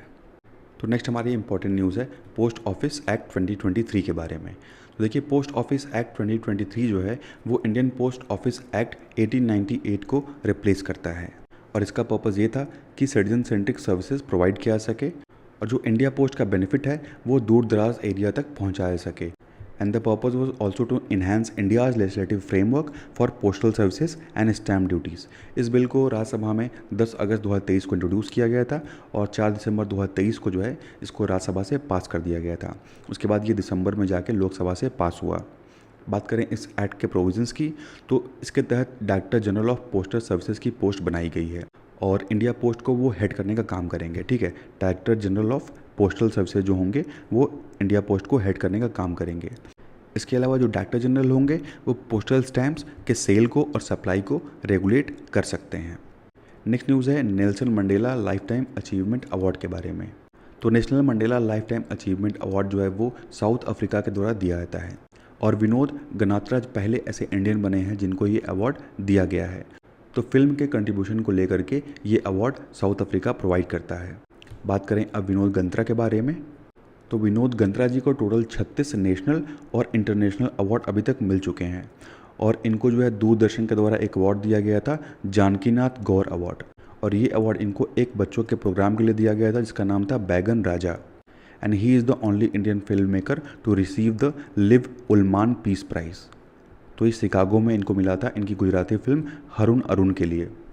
बात करें नेल्सन मंडेला के बारे में तो he was the first black president of the south Africa से जो है ये पहले ब्लैक प्रेसिडेंट थे और इनका जन्म 18 जुलाई 1918 को साउथ अफ्रीका में हुआ था और 1993 में नेल्सन मंडेला जी को जो है नोबेल पीस प्राइज़ दिया गया था और हर 18 जुलाई को नेशनल मंडेला इंटरनेशनल डे मनाया जाता है। नेक्स्ट न्यूज़ है कर्नाटका विकास ग्रामीण बैंक के बारे में। तो कर्नाटका विकास ग्रामीण बैंक जो है वो स्पॉन्सर्ड बैंक है कैनरा बैंक से और इसको जो है एक नेशनल अवार्ड दिया गया है। तो कर्नाटका विकास ग्रामीण बैंक को pension fund regulatory and development authority के द्वारा ये अवार्ड प्रोवाइड किया गया है और ये अवार्ड अटल पेंशन स्कीम योजना के लिए दिया गया है और अटल पेंशन योजना के अंतर्गत जो सब्सक्राइबर्स होंगे इस पेंशन स्कीम के जितने पैसे इनके द्वारा दिए जाएंगे सब्सक्राइबर्स को द्वारा उसी के हिसाब से 60 साल के उम्र के बाद जो है उनको पेंशन दिया जाएगा 1000 रुपये, 2000 रुपये, 3 या 4 या 5000 रुपये। तो जैसा जिसका कंट्रीब्यूशन होगा वैसे उसको पेंशन दिया जाएगा और इस स्कीम को कोई भी इंडियन सिटीजन ज्वाइन कर सकता है। बात करें इसके एलिजिबिलिटी क्राइटेरिया के बारे में तो सब्सक्राइबर जो है वो 18 से 40 के उम्र का होना चाहिए and he should have the saving bank account और post office in the bank. जिस बैंक से अटल पेंशन योजना का लाभ ले रहा है उस बैंक में उसके पास एक खाता होना चाहिए तो उसके बाद वो ईजिली जो है अप्लाई कर सकता है। तो कर्नाटका ग्रामीण विकास बैंक में टोटल जो पैसा था वो 66.2 मिलियन रुपीज़ था जिसमें से 12.2 मिलियन जो हैं वो नए अकाउंट्स हैं जो कि लास्ट फाइनेंशियल ईयर में खोले गए हैं वहीं यूपी में अटल पेंशन योजना के अंतर्गत 10 मिलियन सब्सक्राइबर्स थे और उसके बाद सेकंड नंबर पे था बिहार, थर्ड पे महाराष्ट्र, वेस्ट बंगाल जो है चौथे पे था, उसके बाद था तमिलनाडु। नेक्स्ट न्यूज़ है हमारी state of global air 2024 report. तो ये रिपोर्ट जो है वो एयर क्वालिटी को लेकर के और बैड एयर की वजह से क्या हेल्थ पे इफ़ेक्ट पड़ता है उसके बारे में ये रिपोर्ट जानकारी देती है। और ये रिपोर्ट पब्लिश की जाती है हेल्थ इफेक्ट्स इंस्टीट्यूट के द्वारा इन पार्टनरशिप विद यूनिसेफ। ठीक है, तो यूनिसेफ और हेल्थ इफेक्ट इंस्टीट्यूट मिलके जो है इस रिपोर्ट को पब्लिश करता है। और ये रिपोर्ट जो है वो एयर पोल्यूटेंट्स के एक्सपोजर्स को कवर करती है, जैसे फाइन पार्टिकुलेट मैटर हो गया, ओजोन और नाइट्रोजन डाइऑक्साइड हो गया। और इस रिपोर्ट में कहा गया कि 2021 में एयर पोल्यूशन की वजह से जो है 8.1 मिलियन लोगों की मृत्यु हुई थी। और एयर पोल्यूशन जो है वो सेकंड लार्जेस्ट रिस्क फैक्टर है, और जो फर्स्ट लार्जेस्ट रिस्क फैक्टर है वो है हाई बीपी, और सेकंड लार्जेस्ट रिस्क फैक्टर है वो एयर पोल्यूशन है। और इस रिपोर्ट में ये भी कहा गया कि जो ग्लोबल पॉपुलेशन है उसमें से 99% जो लोग हैं वो ऐसे एरिया में रहते हैं जहाँ पे PM 2.5 लेवल का पोल्यूशन होता है। PM 2.5 लेवल जो है, PM मतलब पार्टिकुलेट मैटर बोलते हैं, तो ऐसे 2.5 माइक्रोमीटर्स के पार्टिकल्स, ठीक है, तो वो आंख से दिखाई भी नहीं देंगे, तो वो हमारे अंदर चले जाते हैं और बहुत हार्मफुल होते हैं। तो इस रिपोर्ट में इन लोगों के द्वारा बताया गया कि लगभग 99% जो पॉपुलेशन है वो इस एयर पोल्यूशन में ही रह रही है। और इस रिपोर्ट में ये भी कहा गया कि जो लो और मिडिल इनकम की कंट्रीज़ हैं वहाँ पे जो है 1.3 से लेके 4 times higher level of pollution देखने को मिला PM 2.5 का। और इस रिपोर्ट में कहा गया कि इंडिया और चाइना दोनों को मिला के लगभग 54% जो ग्लोबल डिजीज़ है एयर से रिलेटेड वो इंडिया और चाइना में ही है। और इस रिपोर्ट में ये भी कहा गया कि COPD की वजह से 2021 में जितनी भी डेथ हुई थी टोटल पूरे वर्ल्ड में, उसका 50% इंडिया में हुआ था। तो इंडिया में एयर पोल्यूशन को टैकल करने के लिए national clean air programme launch किया गया है ministry of environment, forest and climate change के द्वारा। 2019 में इस प्रोग्राम को लॉन्च किया गया था एयर क्वालिटी को इम्प्रूव करने के लिए, ताकि 24 स्टेट्स के 131 सिटीज़ में इस एयर क्वालिटी को इम्प्रूव किया सके। नेक्स्ट इंपॉर्टेंट न्यूज़ है डोमेस्टिक एयरलाइन मार्केट के बारे में। तो इंडिया जो है वो अब third largest domestic airline market बन चुका है पूरे वर्ल्ड में। वहीं 10 साल पहले इंडिया जो है वो फिफ्थ लार्जेस्ट मार्केट था 8 मिलियन सीट्स के साथ, और इसके पहले इंडोनेशिया फोर्थ पे था और ब्राज़ील जो है वो थर्ड पे था। US और चाइना ये जो हैं वो 2 लार्जेस्ट डोमेस्टिक एविएशन मार्केट्स हैं, और अब तीसरे नंबर पे बन गया है इंडिया। और 5 मेजर डोमेस्टिक एयरलाइंस के मार्केट में यानी US, चाइना, इंडिया, ब्राज़ील और इंडोनेशिया, इन पांचों में सबसे तेज़ ग्रोथ कर रहा है इंडिया। 2014 से 24 के बीच में 6.3% की ग्रोथ रेट रही है। और वहीं चाइना भी जो है क्लोजली फॉलो कर रहा है ग्रोथ को, लेकिन जो US है और इंडोनेशिया है इसमें हमको ग्रोथ जो है वो स्मॉल रेट पे देखने को मिल रही है। नेक्स्ट है रियूजेबल लॉन्च व्हीकल पुष्पक। तो हमारे इंडियन स्पेस रिसर्च ऑर्गेनाइजेशन के द्वारा जो है रियूजेबल लॉन्च व्हीकल का तीसरी बार ये टेस्ट किया गया है, और ये टेस्ट जो है वो लैंडिंग एक्सपेरिमेंट सीरीज़ यानी लेक्स 03 का पार्ट था। जो इसकी लोकेशन थी वो एरोनॉटिकल टेस्ट रेंज में चित्तौड़गढ़ डिस्ट्रिक्ट कर्नाटका में किया गया। और इसके पहले दूसरे टेस्ट में जो बॉडी यूज़ की गई थी वही सेम बॉडी तीसरे टेस्ट में भी यूज़ की गई है। और इस टेस्ट का मेन ऑब्जेक्टिव था कि व्हीकल को और चैलेंजिंग कंडीशंस में टेस्ट किया जाए। जैसे पिछली बार 150 मीटर की हाइट थी, तो इस बार 500 मीटर की हाइट से टेस्ट किया गया है। वहीं पिछली बार विंड कंडीशन जो है वो नॉर्मल थी, इस बार जो विंड कंडीशन थी वो मोर सीवियर थी। और इस बार इस व्हीकल को ड्रॉप किया गया था 4.5 किलोमीटर के एल्टीट्यूड से, और ये ड्रॉप जो है वो इंडियन एयरफोर्स के चीनूक हेलीकॉप्टर के द्वारा किया गया था। नेक्स्ट इंपॉर्टेंट न्यूज़ है SC and ST merit scholarship scheme के बारे में। तो रिसेंटली बिहार के चीफ मिनिस्टर के द्वारा ये स्कीम जो है वो लॉन्च की गई है, और इस स्कीम को लॉन्च करने का पर्पज़ ये था कि जो SC और ST स्टूडेंट हैं उनके बीच एकेडमिक एक्सीलेंस को प्रमोट किया जा सके। और इस स्कीम को मैनेज का काम कर रहा है Bihar school examination board BSEB। और इस स्कीम के तहत जो है कुछ पैसे प्रोवाइड किए जाएंगे जो 10th और 12th में अच्छे नंबर से पास होगा। जैसे 10,000 रुपये दिए जाएंगे SC ST स्टूडेंट को अगर वो 10th ग्रेड फर्स्ट डिवीज़न से पास करता है।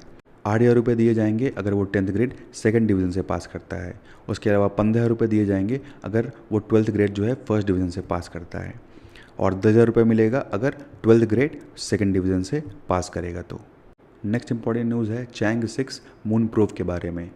नेक्स्ट इंपॉर्टेंट न्यूज़ है चैंग 6 मून प्रोब के बारे में। तो चाइना के द्वारा ये 25 जून 2024 को लॉन्च किया गया था और इस मिशन का मेन एम ये था कि मून के फादर साइड से जो है सॉइल का सैंपल यहाँ पे ले आया सके।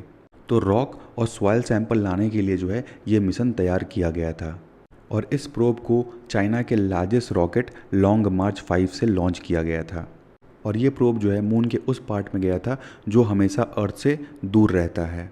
उसके बाद जो उसका मेन मिशन है वो है वहाँ से सैंपल कलेक्ट करके धरती पे वापस आ जाना। नेक्स्ट इंपॉर्टेंट न्यूज़ है श्रीनगर के बारे में। तो श्रीनगर को वर्ल्ड क्राफ्ट सिटी डिक्लेयर किया गया है और श्रीनगर जो है ऐसी 4th इंडियन सिटी हो जाती है जिसको वर्ल्ड क्राफ्ट सिटी का दर्जा दिया गया है। सबसे पहले जयपुर, दूसरा मल्लापुरम और तीसरा मसूर को ये दर्जा पहले ही दिया जा चुका है और ये रिकॉग्निशन जो है वो दिया जाता है वर्ल्ड क्राफ्ट काउंसिल के द्वारा।